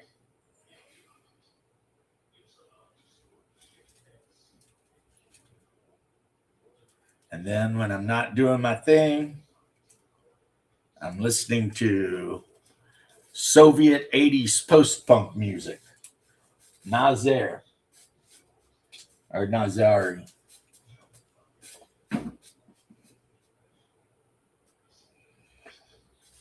For those of you who kind of know, that is the band that has like the kind of really chubby dude with the weird sunglasses and the Hawaiian print shirt on keyboards.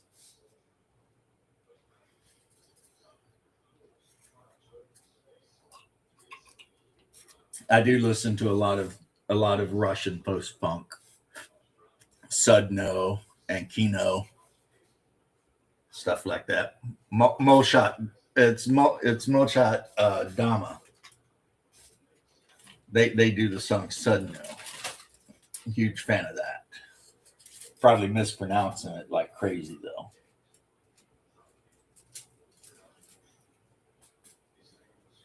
Yeah, that is the best part, you know, when you're done and you're holding something and it's like no one else in the world has this exact thing, you know? And the reason I picked that up, honestly, is 40K. Because, you know, in 40K, especially way back in the day, you know, everything was kind of sort of monopose and whatever, right? And well, I love Bad Company. ZZ Top I like for like a party. If I'm at a party and somebody puts on some ZZ Top, I'm not going to complain, but I would never go out of my way to listen to ZZ Top. So I don't know if that makes sense, but yeah, they're like that band. They come on, I don't change the station, you know. But Bad Company, on the other hand, is a band that I actually go out of my way to listen to. I'm not a fan of Deep Purple at all, but Rainbow, basically anything with Dio in it. Come on, man. Yeah. It's like, oh, Dio's in that? I could jam. I'm good. I'm good with that. You know what I mean?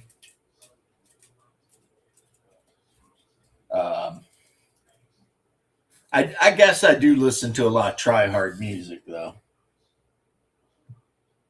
And by try hard music, yeah, I mean like, you know, old school 80s goth shit, The Cure and Joy Division and Sisters of Mercy and stuff like that. I'm still listening to it after all these years, man. Oh, some Imperial Guardsmen. Yep. The last of my 40K stuff, guys. I got a buyer. He's going to come over and pick it up for about $750. And which is fair, you know. And then I will have no more 40K stuff. But I have kept my 30K stuff. So there is that. Because as much as I do want to get rid of stuff eventually, I could not convince myself to get rid of my my 30K Blood Angels. It's just like, nah, that's not happening. You know what I mean? It's like, I want to be a good boy and all, but clean this garage out so it doesn't look like a freaking wreck all the time. But there's just some things I'm not prepared to do yet and give up the 30K stuff. Not that anybody's making me do this. This is my choice. I'm just saying, yeah, the 30K stuff, can't get rid of that. And I can't get rid of my I can't get rid of my Legions Imperialis either. Oh, Blackstone Fortress, man, they have the coolest Trader Marines. I love the Trader Marines from Blackstone Fortress. They are so freaking. They are the bee's knees, man. I dig them.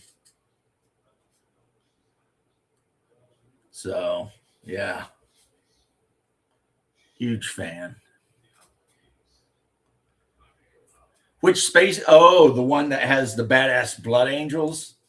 Is that the one you're talking about? Because that was a badass set.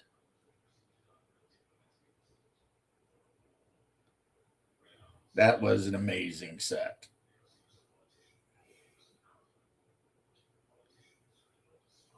But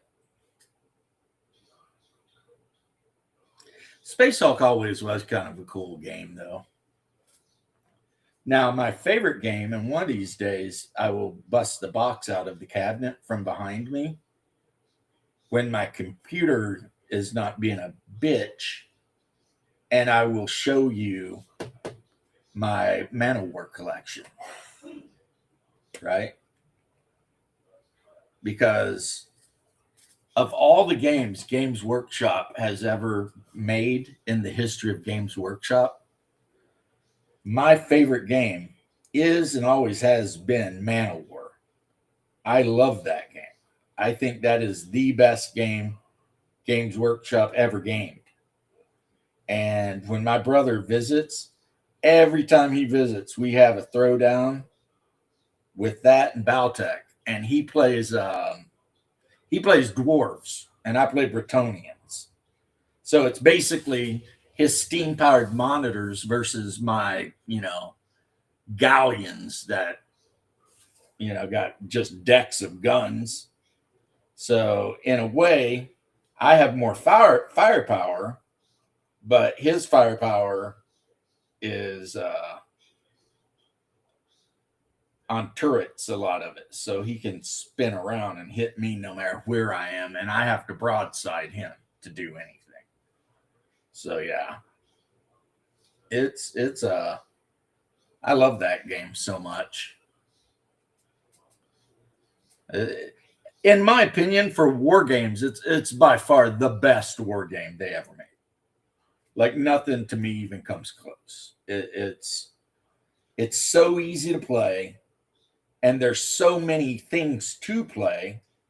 So I mean, whatever you like, you can play. I mean, you can play Chaos, Skaven, Chaos Dwarves, freaking Bretonians, the Norse.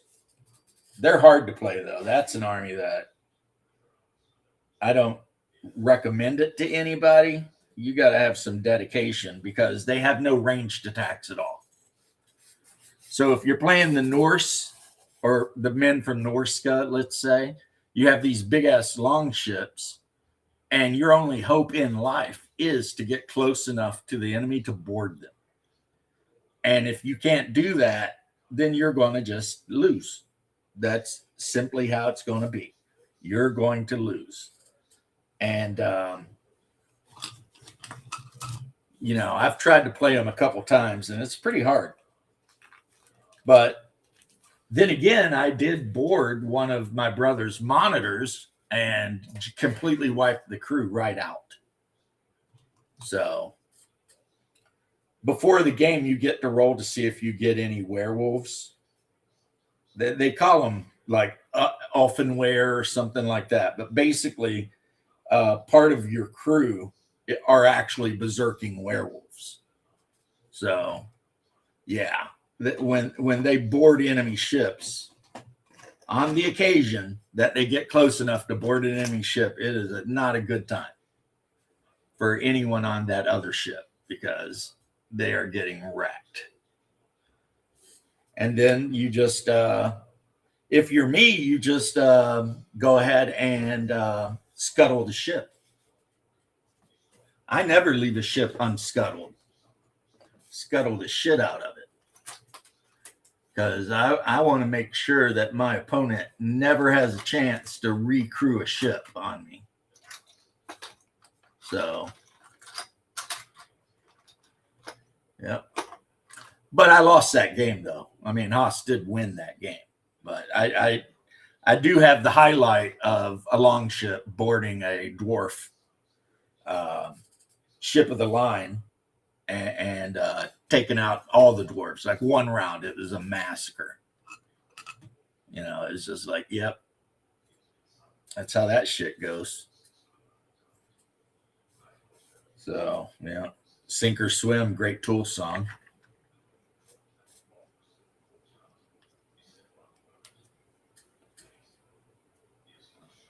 Sometimes I like to listen to, what is it, 46 plus 2 and pretend like I'm deep and I know shit.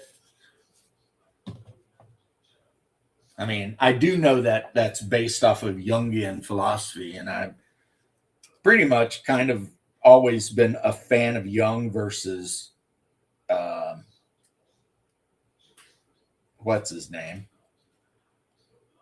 The cokehead that thinks everybody's problem is they want to bang their mom. Freud. But I will admit that Jung gets a little wild occasionally. Some of his stuff starts kind of sounding like he's talking about astrology or something. Yes, Stephen Kennedy. I am proud to say I own 6 big ones and a few smaller ones. I own 3 Gorillons, 1 Infernal Gorillon, and then 6 3D printed Gorlons, but they weren't called Gorlons. And then for carnivorous apes, I own carnivorous apes, the big cave apes, I own 6 of those. And then for ape men, so the little ape men, I own 20 of those. So I am ready and set to go with my apes. And I've got 5 scorpion men, which is a new thing. I've got about 20 of the Reaper metal killer frogs. You know, they look like bullfrogs, but they got a mouth full of teeth, like a freaking bulldog. And I have 20 blimmies. My wife bought me a box set of the new War Games Atlantic satyrs, and I am building them up to be my men of Ling. Yeah, me too. What happened is I was out in the garage, again, clearing shit up and putting stuff in boxes to sell, and I found an old box, and it was full of D&D figures, like those pre-painted D&D figures from whenever. And I was digging through it, and I found a 3 Gorlons, and the other one's like an infernal Gorlon. So it's like a Gorlon that's got demonic blood or some shit. And the main difference being it's a lot bigger and it has a tail for some reason. And I was like, well, shit, because I'd already a long time ago 3D printed the 4-armed apes. And my 4-armed apes, they don't have big tusks like the Gorlons, but they're wearing like leather armor. Some of them have like primitive shields and spears.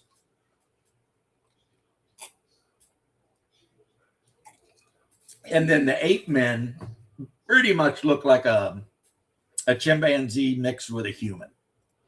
That's pretty much what they are. They're like a chimpanzee with somewhat human features. And so, the city of Kor, I think it is, that's ruled over by ape men. And then on top of all that, geez, I wish my computer would see. It says camera on, but yep, it's this program is doing something, because I really would like to show you guys some of the stuff on the table, but it's like,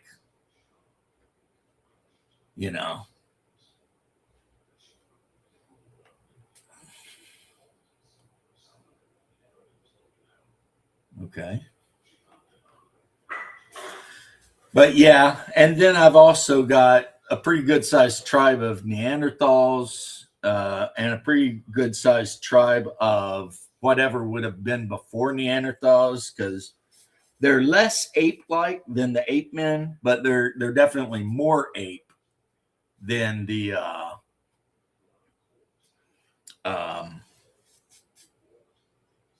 yes. Stephen, absolutely. That's what I've got to, and that's how I got them. It's like I order something, and they're like, hey, you want some people of the dawn? I'm like, hell yeah. I turn down everything and just try to get as many packs of those as I can, which I think they cap you at 2. But I've done that like a bunch of times now.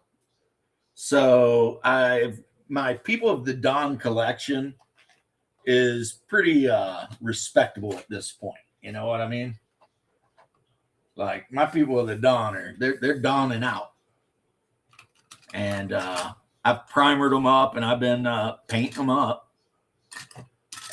So far, the first color I've painted them up is Cygor Brown.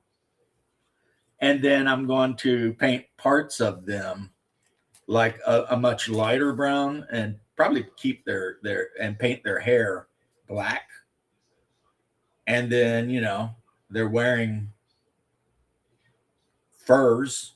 So yeah, pretty easy to paint, I think. Not a whole lot of detail. The only thing I don't like about that pack is you keep getting the kids, right? and the one holding up the freaking the horns. And I'm all like, well, once you've got a couple of those, then why would you ever need any more? You know what I mean? Like, how many female cavemen holding up bison skulls do you actually need in your life? Right? I think one is more than enough. So I've started cutting the bison skulls off of them, and I'll either, do something like cut their arms off entirely and just put new arms on, or the bison skulls aren't even, they're just glued on, actually. So, so what that's given me is like 3 or 4 bison skulls that if I want, I can like glue to an ogre. You've got ogres. And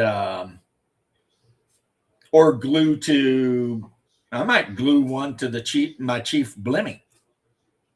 Glue it on front of him and paint it like a freaking bronze sting, or just, put it on a base, something like that, But yeah, so I've got at this point like 6 kids, 6 females, and then 12 warriors. And it's like, nah, Not complaining though, because they were free. So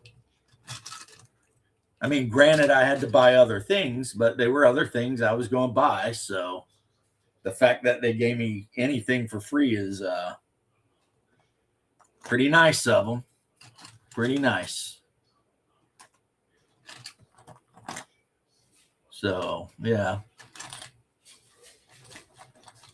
And then for undead, I've got a shit ton of Draugr. Both 3D printed and Reaper Draugrs.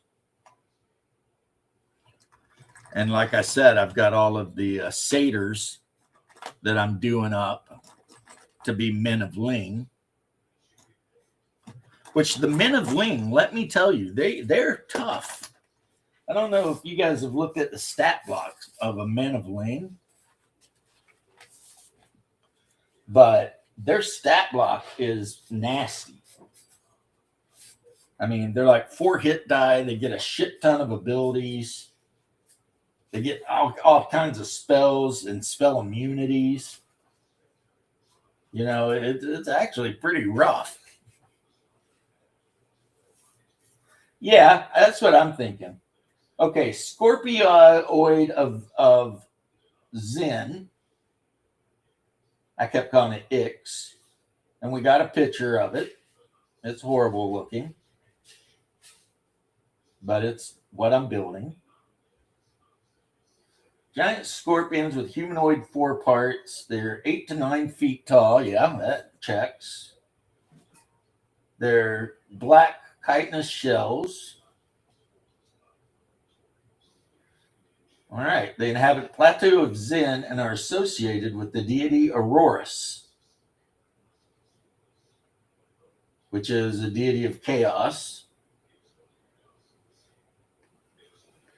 And apparently, haunted-looking adventurers have told stories of their inhuman rites and revels on nights when the aurora light the sky above Zen. Let's see now. What is this guy? A 9 hit die creature. So these guys are individually very strong. 9 hit die? Jeez. They emit intense cold.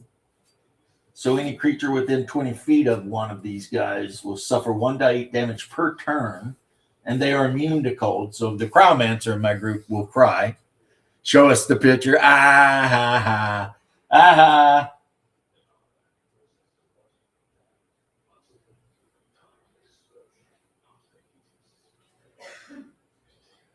And it says here that they like to use weapons that they make from the chitin of their fallen kin. And they're terrible pinchers and deadly tail stingers. So let's see here. Okay, the tail stinger. Okay. I was looking at the wrong stat. Okay, they're 5-hit die. They're immune to fear. They can give out a keening well like a banshee. No, they're immune to that. Some scorpions adopt the monk class and can advance to 9th level. If both pinchers hit, the stinger attack is made at +2. The stinger delivers deadly venom, which causes immediate loss of speech, paralysis after 1 round, and death in 2 to 4 rounds.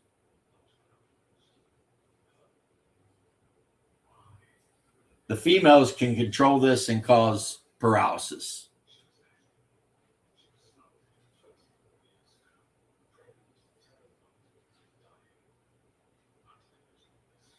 Anytime they fight at night, they kind of glow.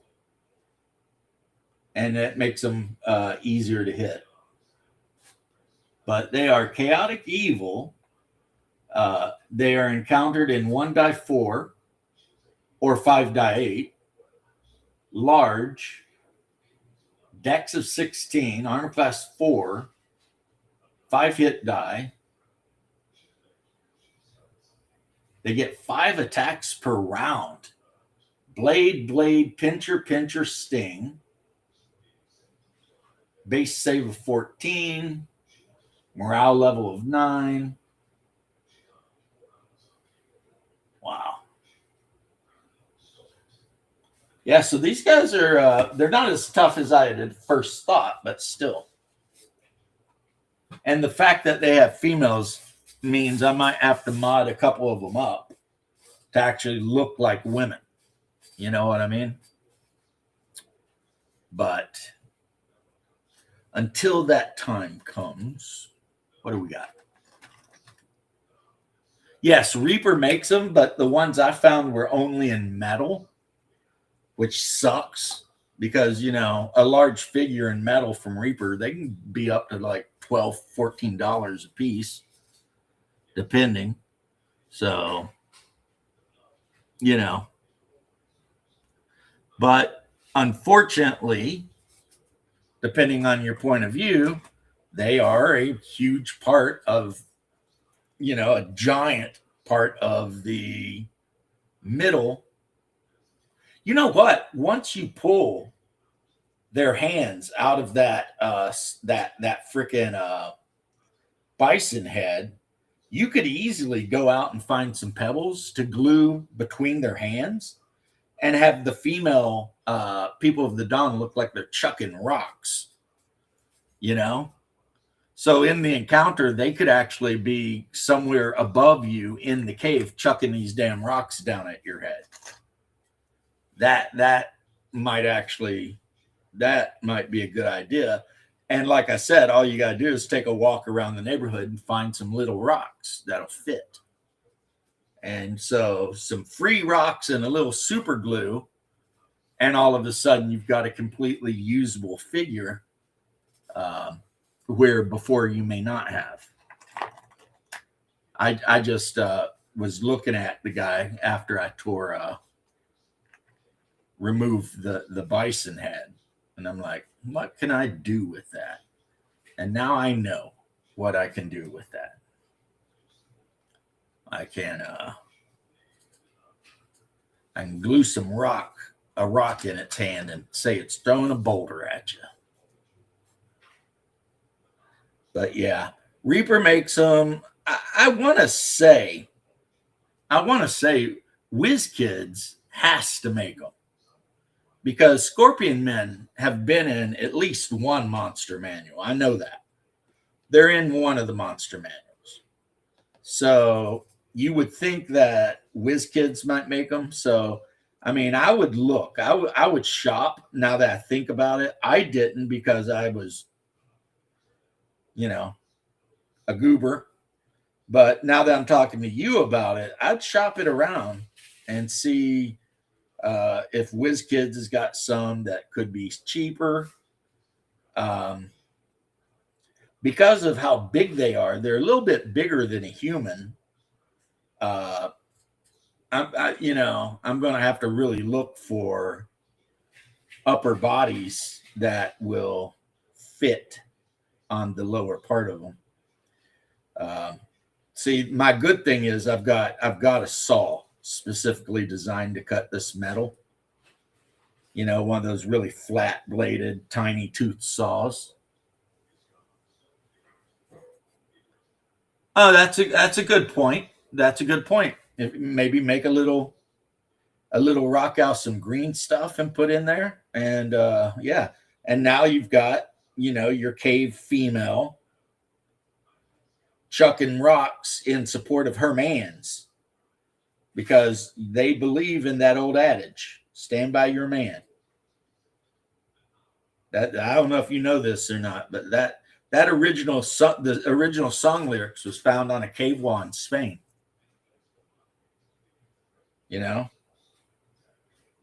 Some Neanderthal woman had wrote that like 50,000 years ago. Stand by your man. And then it was performed perfectly, of course, by Jake and Elwood Blues.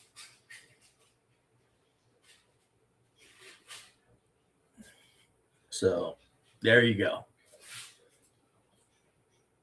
Yeah, you could probably, I could probably, because I have so many different bare arms around here, I could probably just cut the arms right off of that Joker at the shoulder and just put something else on, But I like the idea of having them throwing rocks too. That's because why? Because in Fire and Ice, when they're flying the pterodactyls into Necron's icy fortress, there's females there, and some of them they're all trying to throw stones down on them or shoot them with spears or whatever. And it's like, so I'm like, yeah, I dig that. That makes perfect good sense, especially if you're invading their cave or you're traveling through mountains, and the females might move to a higher location and support the meleers with some rocks, chucking rocks down at people. And that would be not only good tactics on the part of the Neanderthal, but it would make for an interesting combat if, like, somebody in the player character group had to either figure out a way to take these things out there chucking rocks at them. Like if they got a bow, that could work. But, if they don't, then they're going to have to run up there and literally root them bastards out from where they are, So that could be a whole thing, man, a whole adventure right there. Just trying to invade the mountains. Say they've got a den that's kind of up the mountain, and you're trying to go up that mountainous slope to get to them for whatever reason. And, they're defending that shit because that's what you do, right? You defend your home. So, that could make for, again, a really interesting encounter situation. Where got all these people running around doing all this shit. Excuse my language, but yeah.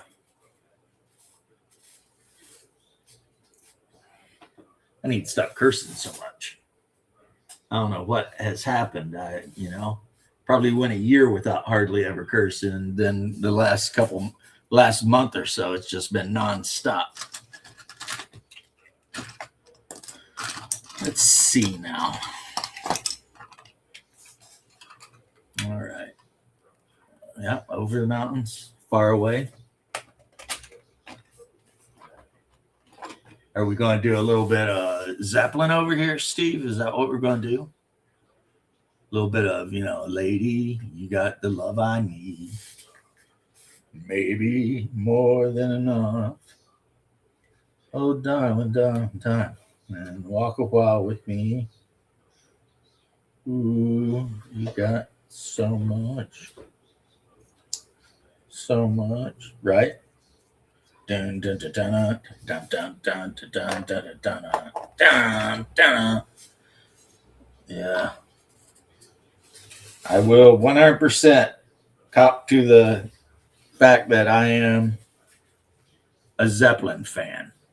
Ozzy, I don't know too much. Ozzy, if it's after Sabbath, I don't know much Ozzy. Right? I mean, and that's not to say I don't like him because, geez, I mean, I thought he was the bee's knees when he was with Sabbath. He was just, amazing, right? And if an Ozzy song comes on, again, I'm not going to change it. That's how I can judge whether I like a song or not, is if I've got the radio on and the song comes on and I don't immediately change it, then obviously I must like it a little bit, right? But no, when you said mountain, I immediately started talking about Over the Mountains, Misty Mountain Hop, freaking, all that shit. And that took me to Zeppelin. And I know a lot of people might think Zeppelin's overplayed or what. You know what? I don't care. Led Zeppelin is still probably one of the best rock bands of all time, if not the best. And like Zeppelin 3, their third album and all that shit. Come on, man. Stairway to Heaven's good, but it's not my favorite. I think my favorite Zeppelin song is the Rain song. And then after the Rain song, it's probably What Can I Do? All right. Which is almost, What Can I Do is a damn country song. Really? It's like Led Zeppelin woke up one day and was like, let's do country. A little bluesy country sounding song, Because I got a woman, she won't be true, no. Dun, dun, dun, dun, dun, dun. I said I got a little woman and she won't be true. And in the bars where the men all play guitars, drinking Remember the Day, my little woman works a midnight shift. She balls around all of the day. Right? I guess there's nothing left for me to do but to pack my bags and be on my way. Because I got a worried mind sharing what I thought was mine. So I'm going to leave her where the guitars play. That's right. He's like, look, I'm not doing this shit. You're hanging out in the tavern, just banging everyone because you're a whore. And I mean that like not in the insult way, but like professionally. She was a professional prostitute. And he's like, yeah, I can't do this, man. And you know what? I totally get it because I couldn't do it either. I know there are some men who do that, but I can't imagine it. I cannot imagine my wife getting up, getting dressed and being like, I'm going to work. And me being like, okay, babe. And knowing that when she says she's going to work, she's going out to get paid to sleep with people. Like in my brain, that stuff doesn't connect. You know what I mean? Like, and I've, my ex-wife, my first one, she was definitely unfaithful. And that ended shit. Well, no, I won't lie. She was unfaithful a couple times and I was young and simpish. And she basically come up with all these excuses about it, how it was my fault because I was always working and stuff. And instead of being like, well, bitch, maybe you should get a job and help, I like bought it. Now, as an adult, I think the thing I was most afraid of is the not getting laid anymore. So the song Self Esteem by the Outcast, yeah, that hits deep for me because I've kind of lived that a little bit. You know what I'm saying? Staying with somebody you know is a horrible person, but just because you're afraid of losing out on something. And so it took me a little bit to grow the hell up, but I eventually did, guys. I eventually grew the hell up. And when I did, her ass was sent packing.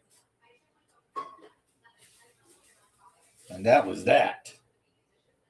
And now, yeah, I don't put up with that shit anymore. But I don't know. I had to learn the hard way. Some people do, you know, some people do. And I was one of those people. I had to learn the hard way. And then eventually I dated around with a bunch of girls that were, as my mom would say, no better than they should be, which in the South, that's not something you want somebody to say about you. And,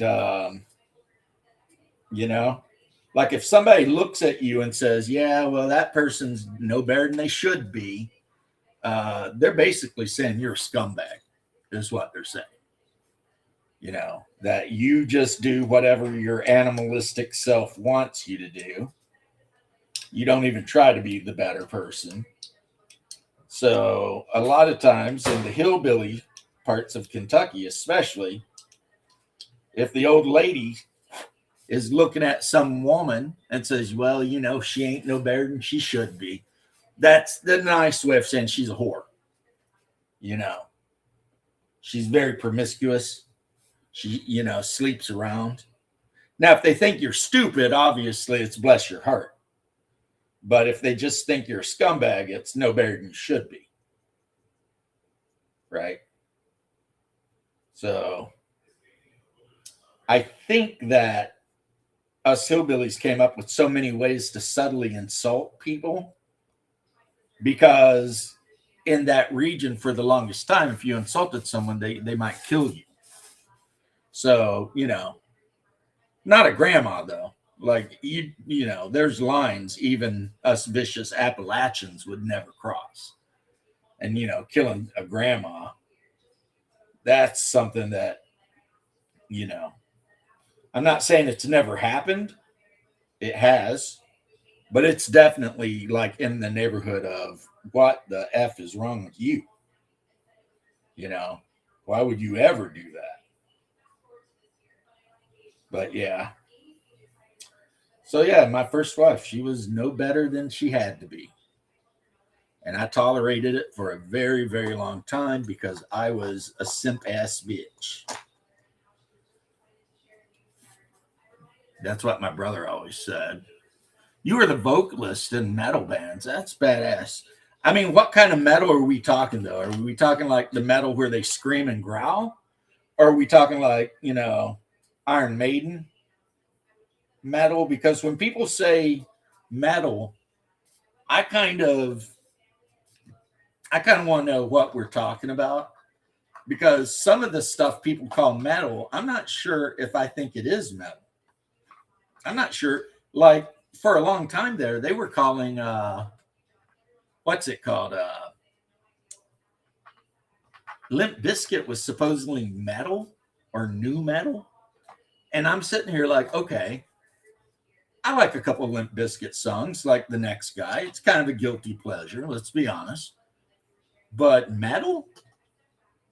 No. See, when I think metal, like actual metal, I'm thinking Black Sabbath. I'm thinking Iron Maiden, Metallica. Yeah, Dio. I mean, that's what I'm thinking. When I think metal, I'm thinking like Kill 'Em All. You know, I mean, Garage Days Revisited, freaking Master of Puppets. And of course, many other bands were there in that phase of metal, which was when I was about 15 or 16. You know, and to this day, I'm still very fond of a lot of those old school metal bands. I'll tell you. To this day, occasionally I will throw some Metallica on and listen to like Master of Puppets or something like that. You know, yeah. Just to remember when I was like 16 and hanging out in the brush, drinking beer that we talked an older person into buying for us, and the boom box was ripping, and we had Master of Puppets, and we had Kill 'Em All, and then of course my buddy, he always brought his 1984 album, and so that was kind of his deal when we were really young. He totally was like, you know, Van Halen. Yeah, 1984, man. I'll tell you, even to this day, when I hear that freaking the opening of Hot for Teacher, where he's making it sound like he's a motorcycle, you know, that doom, doom, doom, doom, doom, doom, you know, it's like, damn, all right. But as soon as David Lee Roth left, I was gone too. You know what I mean? I can't help it. To me, if you ain't got Diamond Dave fronting the band, it's just not Van Halen. It's something else. And I know a lot of people like a lot of the newer Van Halen stuff, and I'm not telling you not to, but you know, the rock and roll clown is what made that band. Because I honestly think that in Metalocalypse, which I love, that Roxo the Rock and Roll Clown is supposed to parody David Lee Roth. And he is a cool character, you know. Toki's friend. I like when the lawyer tells the death guards or whatever, take him out and give him the boot, medium style. Yes, sir. Now, I'm pretty sure the lawyer may be Nyarlathotep from Call of Cthulhu.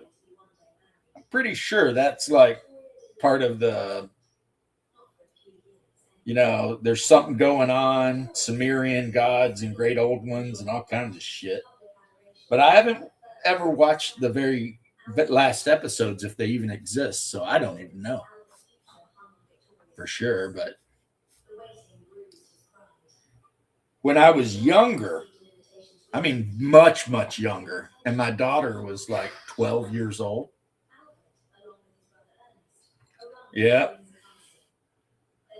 My daughter, when she was 12 or 13, she always would say, if I had Metalocalypse on, she'd always say I look like Nathan Explosion. And I'd always be like, what? She's like, Dad, you look like Nathan Explosion. And I could see it, because back when she was that young, I was still jacked and my hair was still black and I didn't have a beard or anything. And so, yeah, I definitely could see it. I was like, well, it's better than somebody telling you look like Murderface. That'd be like, damn, dude. You know, you're going to come at me with the Murderface thing. But, which Murderface was hilarious. I love the one where he wakes up and Roxo's going through his pockets. And Murderface just comes down there and he's like, I woke up today with a clown's hands in my pants. That's how my day started. Yeah. I saw David Lee Roth in concert. It was his Eat 'em and Smile tour. And Cinderella opened for them. So, yeah. That's I don't know if that's raggable or if you guys should make fun of me, but that's a thing that happened when I was a kid. I was probably 16, maybe younger. The uncle who's 442 I wrecked, he took me to see it. He had an extra ticket. And he's like, hey, you like David Lee Roth? And I was like, I do. He's like, all right. Yeah, he had a badass 442, and I wrecked the shit out of it. I'm surprised he didn't beat me to death right there on the spot, honestly. That was a badass car, too, man.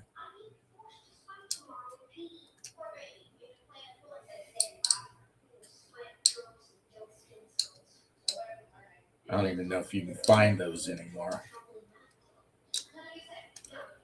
Now, my dream car back in the day, I know you probably can't find anymore. But for the longest time, my dream car was a Javelin. I think that's AMC, right? Makes the Javelins. American Motor Company or some shit. Yeah, there was like the 1970-something Javelin. Man, I loved that car. By the time I got old enough to have money to buy a car, I could never find one, you know? When I was a little kid, there was one right down the street parked in this guy's yard, and I'd walk by and look at that thing every day. Now, whether or not it's a good car, I don't know. But I just really liked the way it looked.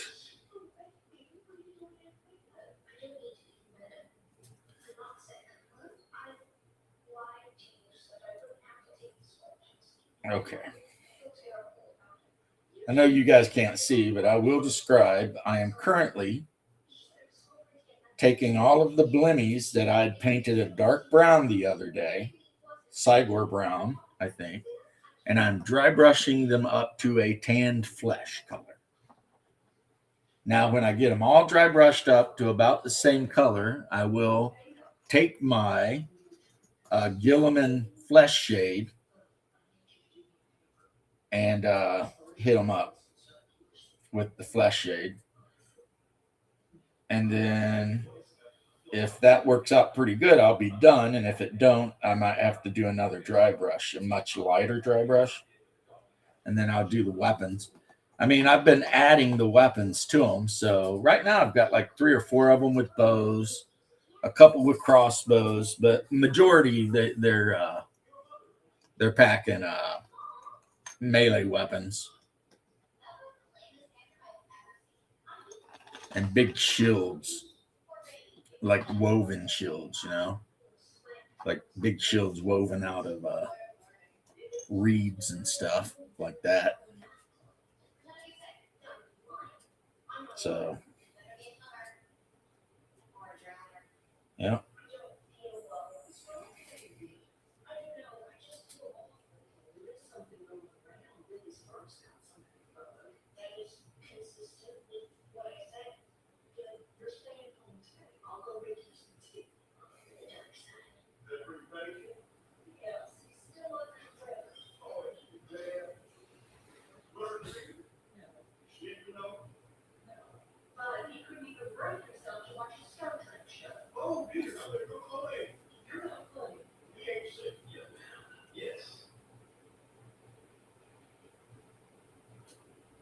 I'm being quiet here. Dodge. So like a Dodge Charger or an old one, because I know at least here in the state of Florida, and I'm sorry guys, I started getting into the painting and stopped talking, and considering the fact that the camera is not working, that's pretty terrible. Probably not super entertaining at all, which it is getting close to me needing to get going. But yeah, here in Florida, they use Dodge Challengers for their Interceptors. They're pretty badass. I mean, I'd rather have the new Charger than the Challenger, but from what I understand, the Chargers are faster.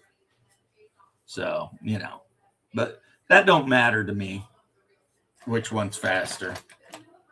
I'd want the Charger just because of the style, That's just, or the Challenger, I mean. That's just a stylish looking vehicle, It just looks badass.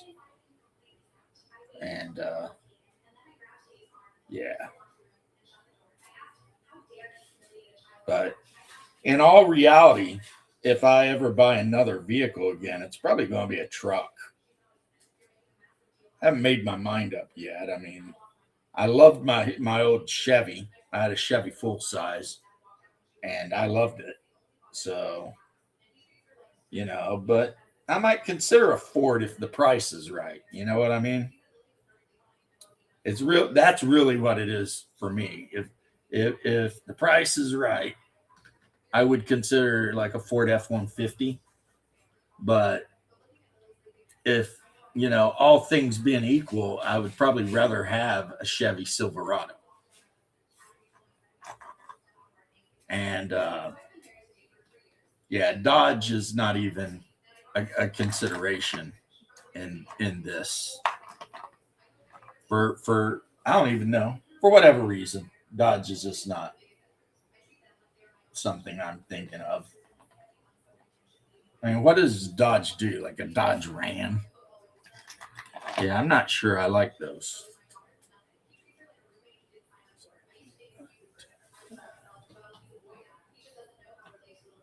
Okay.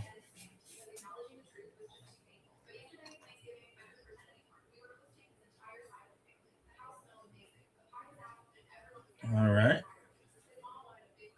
Got a couple more to do.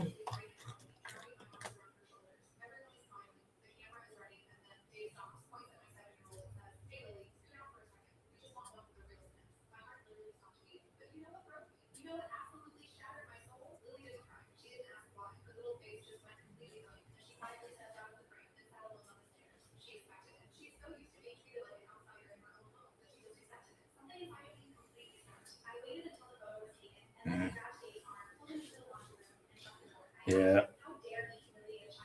Paint. I definitely need to figure out what's going on. Old Crown Vics. Those are nice. The old Crown Victoria, yeah. Those were really cool.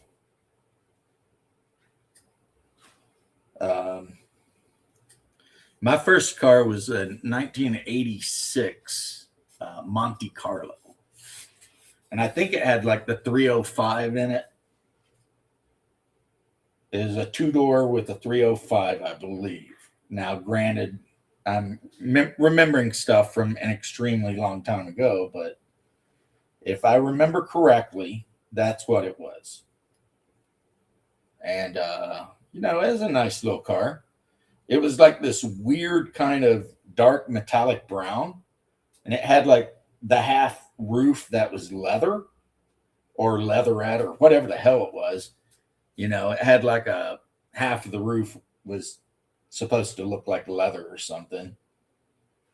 And, I thought it was cool. It was in my price range, so, Yeah.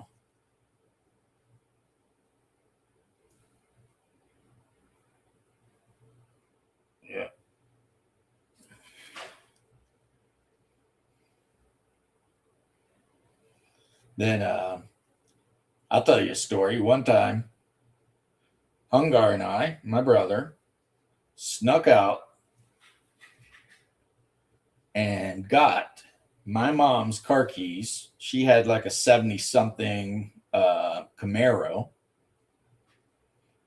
fastback. She loved that car, And we took it for a spin, and I wrecked the shit out of it.